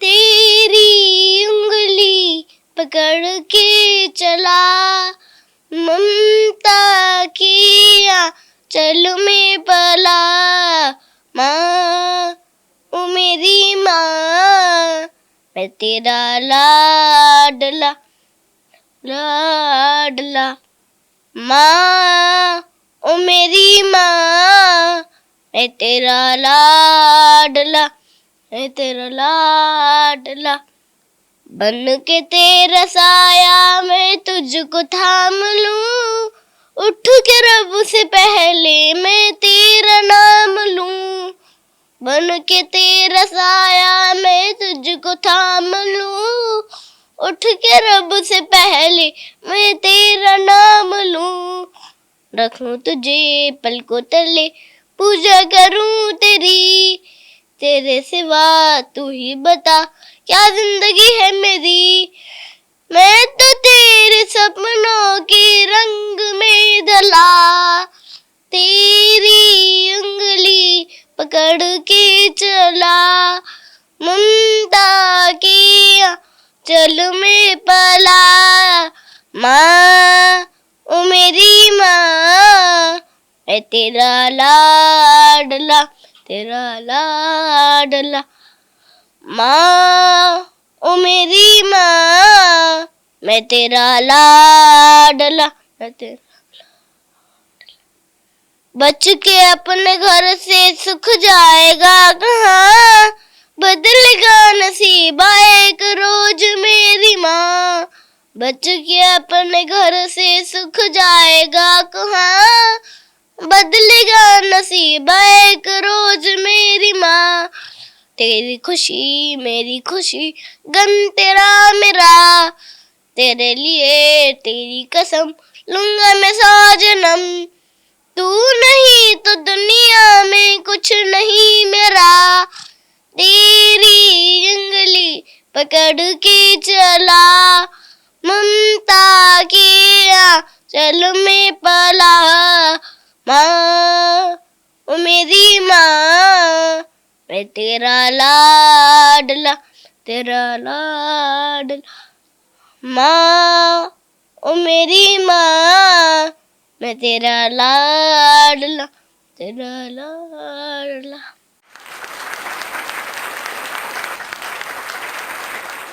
दोस्तों ये है सतमोला कवियों की चौपाल। यहाँ उड़ता है शब्दों का गुलाल और उस गुलाल ने मचाया है अलग अलग समय पर धमाल। कई बार हमारे वरिष्ठ कवि, जिन्हें हम पालक कवि कहते हैं, वो अपने शब्दों का गुलाल हमारे गालों पर लगाते हैं। कई बार बालक कवि लगाते हैं, लेकिन किसी की भी चमक कम हो सकती है, किसी की भी चमक ज्यादा हो सकती है। मैं आमंत्रित कर रहा हूं एक ऐसे युवा कवि को जिसे नाम तो दिया गया है बालक कवि, लेकिन उसमें दिखेगी आपको बहुत प्यारे वरिष्ठ कवियों की छवि। आइए भरपूर तालियों से स्वागत कीजिएगा हमारे बालक कवि। सभागार में उपस्थित सभी सुधीजनों को प्रणाम। मैं शोभा रतूड़ी मेरठ से अपने श्रृंगार की कविता पढ़ूंगी। हम लोग पत्र लिखा करते थे कभी, अब पत्र नहीं मोबाइल चलाते हैं। तो उसी संदर्भ में मेरी रचना है कि क्या दिवस थे अलबेले, क्या दिवस थे अलबेले जब तुम पत्र लिखा करते थे, क्या दिवस थे अलबेले जब तुम पत्र लिखा करते थे, क्या दिवस थे अलबेले जब तुम पत्र लिखा करते थे। बढ़ जाती हृदय की धड़कन, बढ़ जाती हृदय की धड़कन जब हम पत्र पढ़ा करते थे, बढ़ जाती हृदय की धड़कन जब हम पत्र पढ़ा करते थे। सुगंध आती पत्रों से तुम्हारी, सुगंध आती पत्रों से तुम्हारी, सुध-बुध खोए से हम रहा करते थे, सुध-बुध खोए से हम रहा करते थे। अब छोड़ दिया तुमने पत्र लिखना, अब छोड़ दिया तुमने पत्र लिखना, वो तुम्हारे पत्र नहीं तुम्हारे संदेश हुआ करते हैं, वो तुम्हारे पत्र नहीं तुम्हारे संदेश हुआ करते हैं। उन संदेशों के हजारों मित्र हुआ करते हैं, उन संदेशों के हजारों मित्र हुआ करते हैं। अब तो लिखना भी भूल गए तुम, अब तो लिखना भी भूल गए तुम, भावों की भावुकता भूल गए तुम, भावों की भावुकता भूल गए तुम। दो शब्द तुमने मुझे नहीं लिखे, दूसरों के लिखे हजारों संदेश तुमने मुझे भेजे, दूसरों के लिखे हजारों संदेश तुमने मुझे भेजे। दो शब्द अपने कहे होते, दो शब्द अपने कहे होते, दो शब्द तो अंतर्मन की लेखनी से लिखे होते, अंतर्मन की लेखनी से लिखे होते। और एक कविता प्रेम के लिए, प्रेमी की परिभाषा क्या। शब्द नहीं मिलते उनको भाव देने के लिए, उनको नाम देने के लिए। तो शब्दों की सतरंगी मुंडेर पे, शब्दों की सतरंगी मुंडेर पे बैठते नहीं कभी भाव मेरे, शब्दों की सतरंगी मुंडेर पे बैठते नहीं कभी भाव मेरे। उड़ते रहते मन गगन में, उड़ते रहते मन गगन में, आते नहीं कभी पखेरू हाथ मेरे। क्या क्या नाम दूं सखे तुमको, क्या क्या नाम दूं सखे तुमको, कलम का विस्तार इतना नहीं मेरे, कलम का विस्तार इतना नहीं मेरे। चेतना निलय में आ बैठे तुम, चेतना निलय में आ बैठे तुम, अचेतन होना नहीं अब बस में मेरे। शब्दों की सतरंगी मुंडेर पर बैठते नहीं कभी भाव मेरी। मोह पास ये अनुपम अलौकिक, मोह पास ये अनुपम अलौकिक, बहती है इत्र की नदी अब साथ मेरे, बहती है इत्र की नदी अब साथ मेरे। और इसी में एक परिभाषा लिखी है प्रेमी के लिए कि परिभाषा मुझे नहीं मिलती तुम्हारे के लिखने के लिए। तो उसी संदर्भ में जीवन के शब्दकोश में, जीवन के शब्दकोश में मिला न कोई ऐसा शब्द मुझको, जीवन के शब्दकोश में मिला न कोई ऐसा शब्द मुझको। रच दूं तुम्हारी परिभाषा पूरी, रहे न कुछ बाकी तुम में, रच दूं तुम्हारी परिभाषा पूरी, रही न कुछ बाकी तुम में। मंथर मंथर जीवन की लय में, मंथर मंथर जीवन की लय में, है शाश्वत भाव अलिखित प्रेम के, है शाश्वत भाव अलिखित प्रेम के। अविरल धारा सा हृदय हुआ प्रवाहित, अविरल धारा सा हृदय हुआ प्रवाहित, समाहित होने को फिर तुम में, जीवन के शब्दकोश में मिला न ऐसा शब्द मुझको। रच दूं तुम्हारी परिभाषा पूरी, रही न कुछ बाकी तुम में। अनदेखे प्रणय के, अनदेखे प्रणय के इस सागर में, अनदेखे प्रणय के इस सागर में, बिना था नापे उतार दिया मुझको, बिना था नापे उतार दिया मुझको। अब क्या कहूँ कैसे कहूँ, अब क्या कहूँ कैसे कहूँ, सम्मोहन का मीठा नशा है तुम में, सम्मोहन का मीठा नशा है तुम में। धवल सीप के पावन अंक में, धवल सीप के पावन अंक में, स्वाति बूंद सा सजाया मुझको, धवल सीप के पावन अंक में, स्वाति बूंद सा सजाया मुझको। कमल पंखुड़ियों सा खिल उठा मन, कमल पंखुड़ियों सा खिल उठा मन, है कैसा अंशुमान आकर्षण तुम में, है कैसा अंशुमान आकर्षण तुम में। तो ये परिभाषा प्रेमी के लिए। और अब एक रचना वीर शहीद के नाम। हमारे देश में घटना घटी थी 2019 में, जब कश्मीर सीमा पर हमारे भारतीय जवान शहीद हुए थे। उन्हीं में एक शहीद थे मेजर चित्रेत बिष्ट, जो उत्तराखंड के थे, और शहीद होने से एक हफ्ते बाद उनका विवाह होने वाला था। तो वहीं मैं आपको ले चलती हूँ कि उन्होंने जिस दुल्हन की बारात आने वाली है, उसका प्रेमी जो बॉर्डर पे शहीद हो गया है, वो अपनी प्रिया को क्या पत्र लिखता है, उसे सुनिए शहीद होने के बाद। लो अब मातृभूमि से लग्न हुआ मेरा, लो अब मातृभूमि से लग्न हुआ मेरा, रंगीन छटा मेरे विवाह की।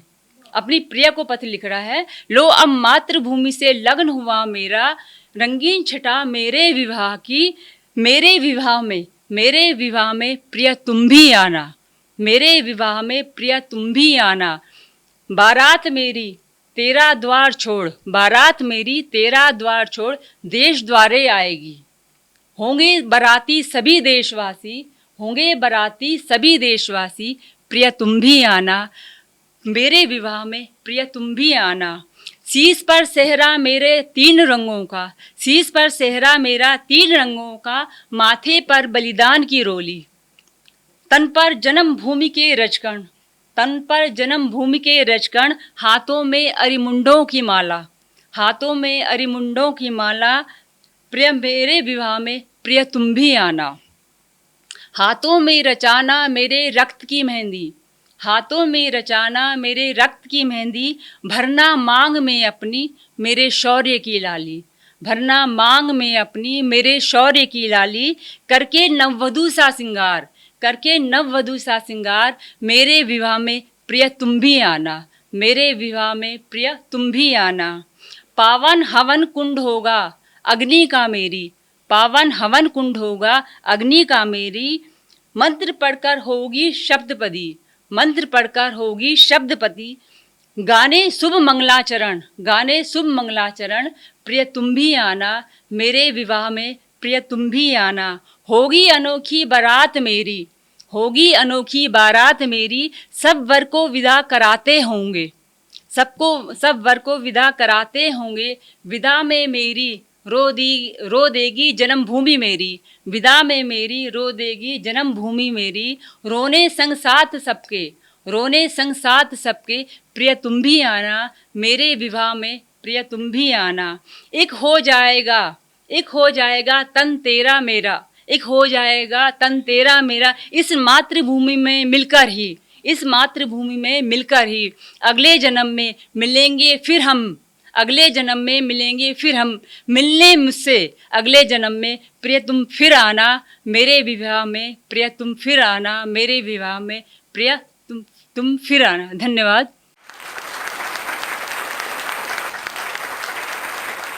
दोस्तों नमस्कार, मैं प्रवीण शुक्ल एक बार फिर सतमोला कवियों की चौपाल पर आपका स्वागत करता हूं और परिचय कराना चाहता हूं उस परंपरा से। ये ऐसा देश है जहां राजनीति में बड़े बड़े शिखर पुरुष हुए और ऐसे शिखर जिन्होंने केवल राजनीति के शिखर को नहीं छुआ, उन्होंने काव्य के शिखर को भी छुआ। हमारे बाल कवि बैरागी जी सांसद भी रहे, कविताएं भी करते थे। हमारे उदय प्रताप जी कई बार संसद को सुशोभित किया और कविता के मंच तक पहुंचे। बेकल उत्साही जी ने अनेक बार अपनी कविताओं से धूम मचाई पूरे भारतवर्ष में और लाल किले के कवि सम्मेलन में भी झंडे गाड़े। ऐसी ही एक महनीय विभूति जो दिल्ली की विधानसभा के अध्यक्ष हैं, मेरे आत्मीय बड़े भाई हैं और केवल राजनीति के ही शिखर नहीं हैं वरन वो कविता के भी श्रेष्ठ हस्ताक्षर हैं। ऐसे माननीय श्री राम निवास गोयल जी को मैं आमंत्रित करना चाहता हूं उनके काव्य पाठ के लिए। और 2 पंक्तियां, मैंने कहा कि जो राजनीति के लोग हैं और कविता में भी बड़ा स्थान रखते हैं, ऐसे ही एक बड़े कवि श्री उदय प्रताप सिंह जी की 2 पंक्तियां मैं रामनिवास गोयल जी को भेंट करता हूं। उदय प्रताप जी ने लिखा है, पुरानी कश्ती को पार लेकर फकत हमारा हुनर गया है, नए खिवैये कहीं ना समझें नदी का पानी उतर गया है। तो ऐसे रचनाकार जो नए खिवैयों को बताते हैं कि अभी नदी में बहुत पानी है, ऐसे रामनिवास गोयल जी का भरपूर तालियों के साथ स्वागत, अभिनंदन, वंदन कीजिएगा और उनकी कविताओं का आनंद लीजिए। सतमुल्ला कवियों की चौपाल का ये प्यारा सा छोटा सा प्रांगण, प्रवीण आर्या जी का निमंत्रण और अनिल जी मित्तल जो मेरे मित्र भी हैं, खाली वो व्यापारी नहीं, वो दानदाता भी है। हमारी यहाँ संस्था चलती है सूर्यनगर में, इनके घर के पास ही महाराजा अग्रसेन सेवा संस्थान डायग्नोस्टिक सेंटर है, चैरिटेबल, उसमें बहुत योगदान देते हैं। जब मुझे पता लगा चौपाल का स्थान भी यही है तो मुझे बड़ा अच्छा लगा। मैंने अनिल जी से, हालांकि कल भी मिले थे, हम 3-4 घंटे बैठे, आज इनसे मिलना हुआ दोबारा से। मैं प्रवीण जी को बहुत बहुत बधाई देता हूं कि एक अच्छा जहां व्यक्ति बैठकर कुछ विचार करने लगता है और अलग अलग कवियों को सुनकर प्रेम रस भी, वीर रस भी, हास्य रस भी, सबका समावेश हुआ है।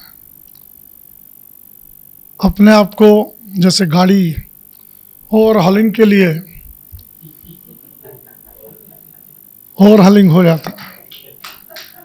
बहुत बहुत शुभकामनाएं, बधाई। अब खूब अच्छा गुदगुदाया हमारे तरंग जी ने, अच्छा लगा। बहन जी ने प्रेम रस का बड़ा अच्छा, अब आपने वीर रस भी जोड़ा, प्रेम रस भी जोड़ा। अब मैं तो सोच रहा हूँ कविता ही सुना के बोलना तो क्या है।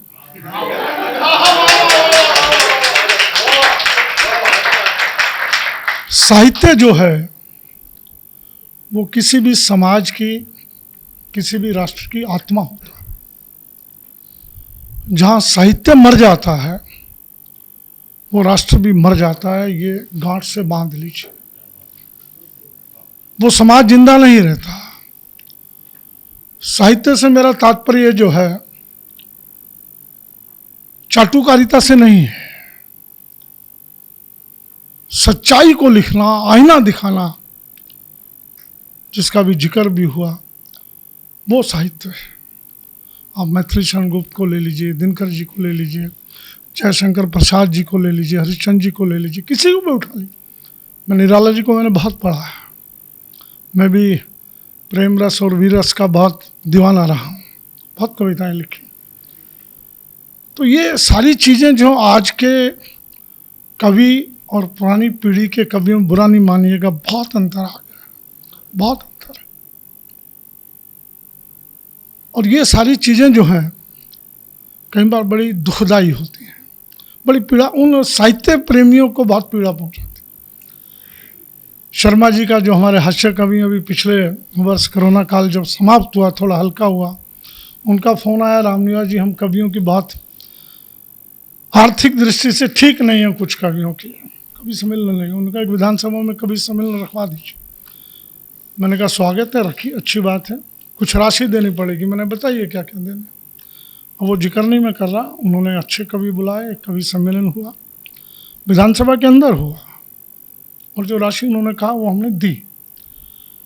तो ये साहित्य को जीवित रखने का, कवियों को जीवित रखने का दायित्व भी सरकारों का और हम समाज प्रेमियों का है।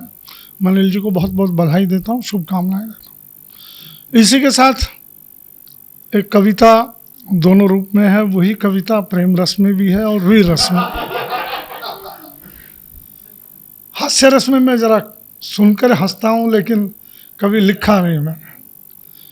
आपातकाल में बहुत कुछ लिखा, उसके बाद थोड़ा राजनीति में आ गए, लिखने का समय कम मिला। उसी में से कविता उधम सिंह काम्बोज जी को मैं बहुत मान से, प्रेम से देखता हूँ, और आज के प्रसंग में मुझे वो कविता उचित भी लगी। जो यहाँ से लंदन गए, अपनी डायरी में पिस्टल हमने पढ़ा होगा सबने, और वहाँ जाकर के मर्डर किया, डायर का मर्डर किया, एक बदला लिया पिस्टल से। मैं उनकी समाधि बनी, जिन्होंने पूर्व पश्चिम पिक्चर देखी होगी, उसमें मनोज कुमार बोलता है कि मैं पहले उनकी समाधि पर जाऊंगा। जिस दिन उनको फांसी होनी थी,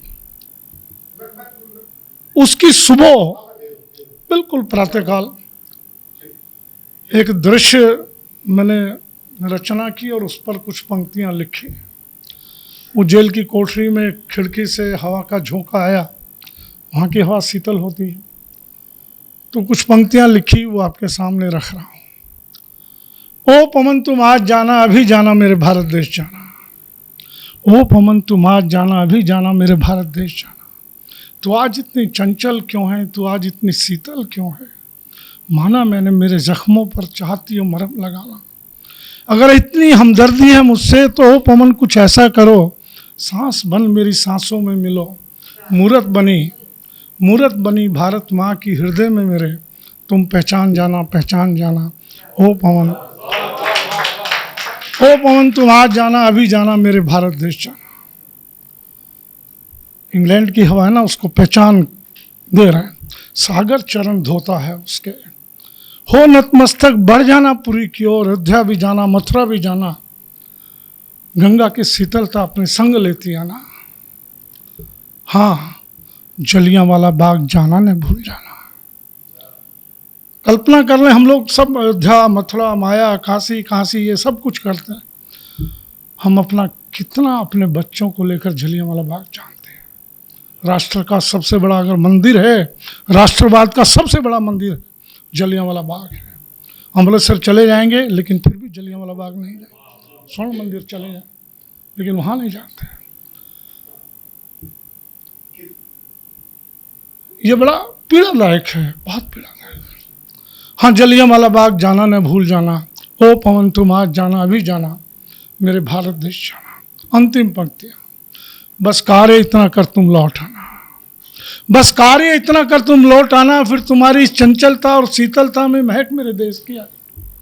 कण कण तुम्हारा पवित्र होगा, सांस बन पुनः मेरी सांसों में मिल जाना, ऐ मेरी सांसों बस फिर तुम हमेशा के लिए रुक जाना, हमेशा के लिए रुक जाना, ओ पवन तुम आज जाना अभी जाना, मेरे भारत देश जाना।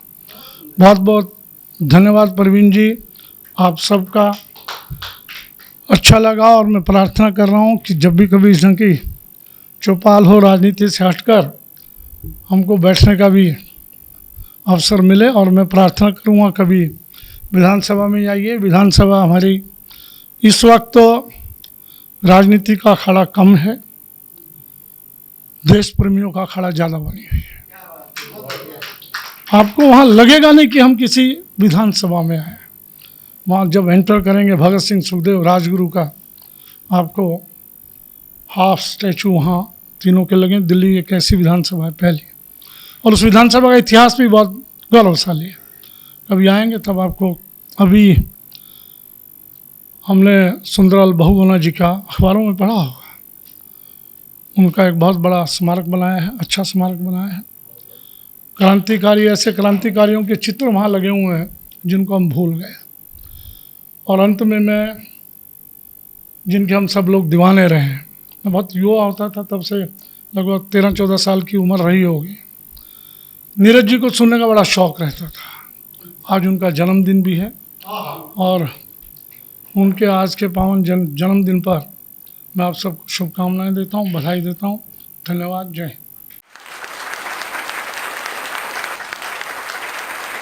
आप कविताओं का आनंद ले रहे थे, और मैं आपको ये बता दूं कि ये सतमौला कवियों की चौपाल ऐसे ही सस्ती रहती है। यहाँ कविताओं की महफिल, जिसमें कविताओं की शहनाई बजती रहती है, और जितने भी युवा कवि हैं, हमारे जितने भी बालक कवि हैं, नवांकुर कवि हैं, वो भी इस चौपाल पर आकर अपनी कविता सुना सकते हैं, वरिष्ठों के साथ अपने मन के भाव गुनगुना सकते हैं।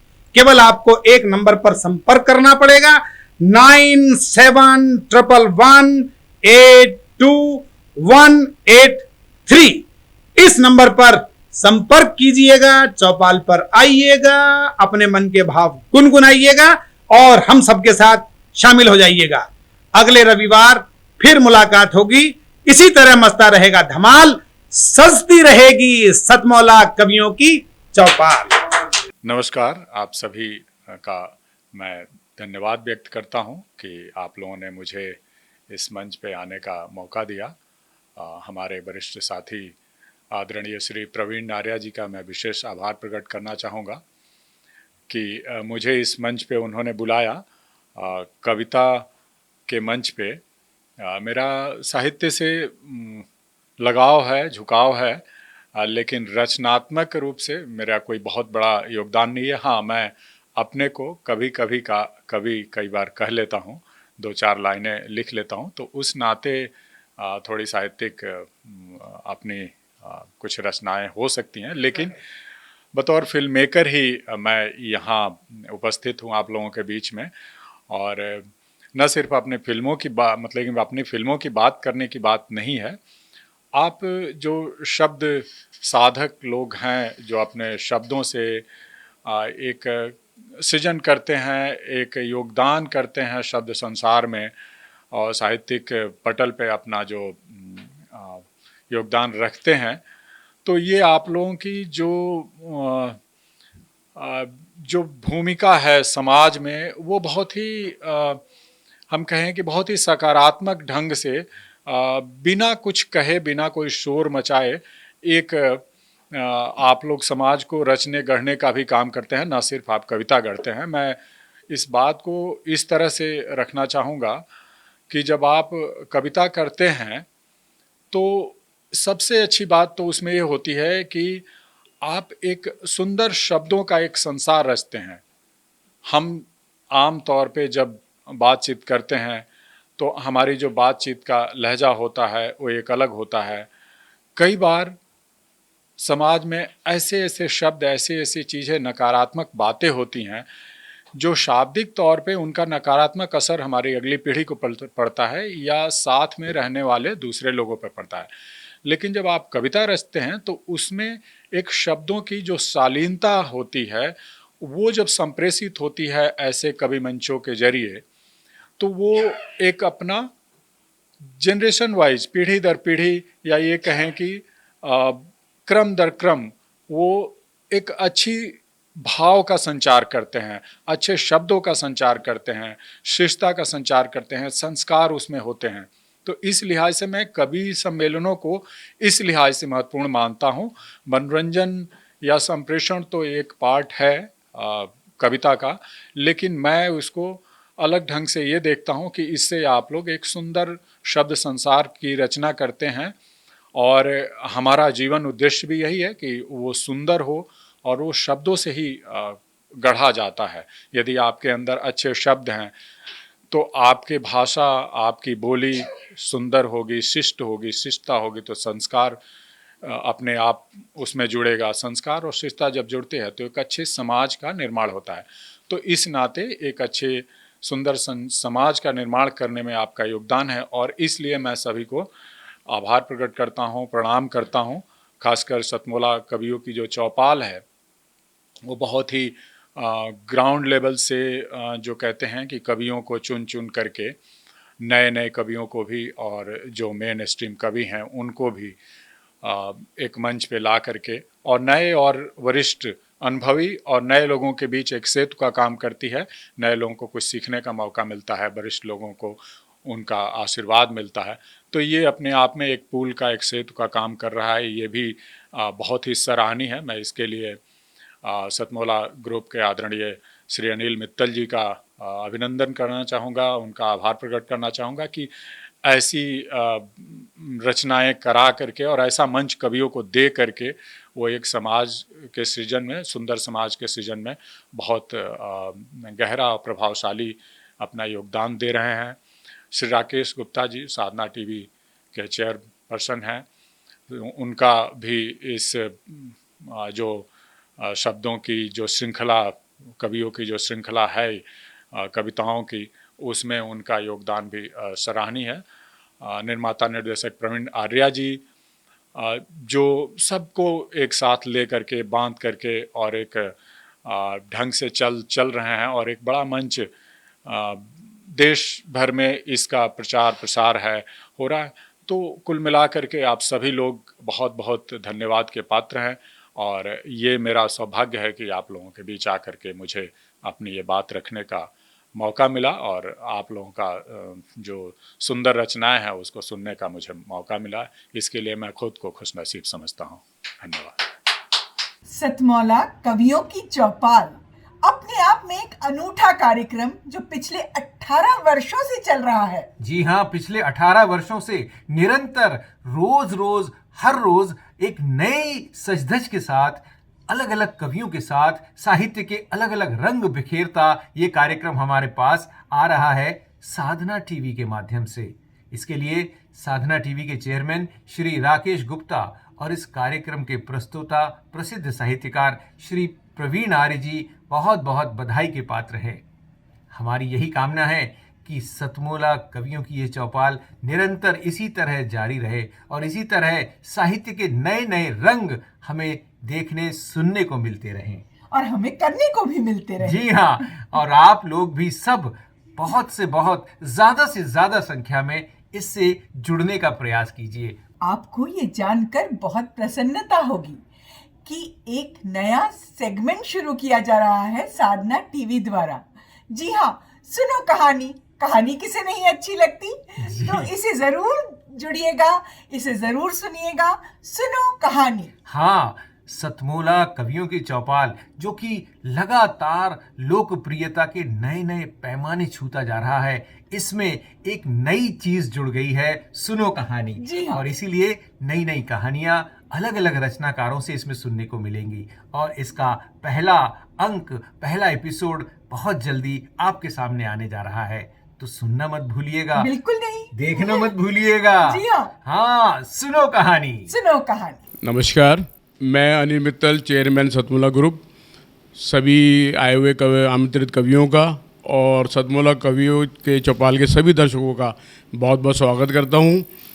आज बहुत सौभाग्य की बात है कि हमारे बीच में सतमोला कवियों की चौपाल में श्री रामनिवास गोयल जी, दिल्ली विधानसभा के अध्यक्ष, और श्री महेंद्र गोयल जी, विधायक जी, आज हमारे साथ उपस्थित हैं। ये हमारे लिए बहुत ही गर्व का विषय है। दोस्तों, आज मुझे विश्वास नहीं होता कि 18 साल पहले जब परवीन आर्य जी मेरे पास आए कि इस तरह से कोई कवियों का सम्मेलन का प्रोग्राम करना चाहते हैं, तो उस समय मुझे ये विश्वास नहीं था कि ये प्रोग्राम इतना सक्सेस होगा और ये 18 साल पूरे करेगा अपने। और मैं उनकी बात से बिल्कुल सहमत था कि ये जो कवि है हमारे भी जो हैं हमारे, ये एक हमारी धरोहर है हमारे समाज की। आज जो कल्चर हमारा दिन पे दिन बदलता जा रहा है, अगर हमने कवियों को वो प्रोत्साहन, वो इज्जत नहीं दी, तो धीरे धीरे छवि हमारी, ये सभ्यता हमारी ख़त्म हो जाएगी। लोग जानेंगे भी नहीं कि भाई वो क्या कवि सम्मेलन क्या होता है, कवि क्या होते हैं। तो मेरा मानना है कि हम लोगों को उनको पूरा मौका मिलना चाहिए, पूरी इज्जत मिलनी चाहिए। उसी उद्देश्य के अंदर सतमोला हमेशा अग्रसर रहा है। सतमोला कवियों की चौपाल को आज 18 साल हो गए हैं और हर साल दशहरे पे हम लोग बालाजी रामलीला कमेटी में एक बहुत बड़ा कवि सम्मेलन करते हैं सतमोला कवियों की चौपाल का, और उसमें जाने माने कवि आते हैं। और मुझे लगता है दिल्ली का शायद सबसे अच्छा कवि सम्मेलन में वो अपना जगह बनाता जा रहा है। और ये बड़े गर्व का विषय है कि इस सतमोला कवियों की चौपाल में करीब 15,000 से ज़्यादा कवि अपना योगदान दे चुके हैं। और मैं आने के लिए जो नए कवि हैं उन सबको भी इस स्टेज पे आमंत्रित करता हूँ कि वो आएँ और अपनी योग्यता को प्रकट करें। धन्यवाद।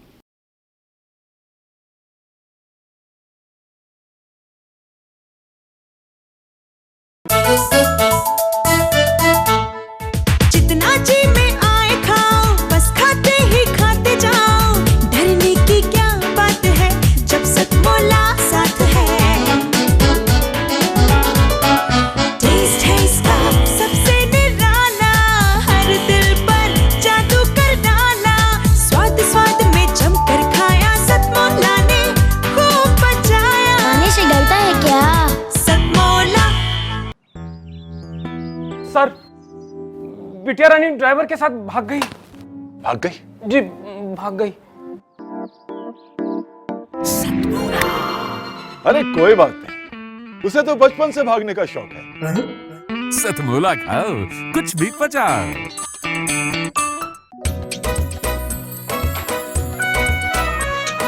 हर पल मस्ती और रंगीन विद सतमोला नमकीन, इससे बेटर है नथिंग। सतमोला नमकीन, डिफरेंट टेस्ट है बेमिसाल, पनीर भुजिया भी कमाल, इसके टेस्ट के सब शौकीन। हाँ, सतमोला नमकीन। सतमोला स्वीट्स एंड नमकीन, इससे बेटर है नथिंग। हाँ, सतमोला नमकीन। सीएम साहब, हमारे 30 विधायक अपोजिशन पार्टी में चले गए। अब आप सीएम नहीं रहे।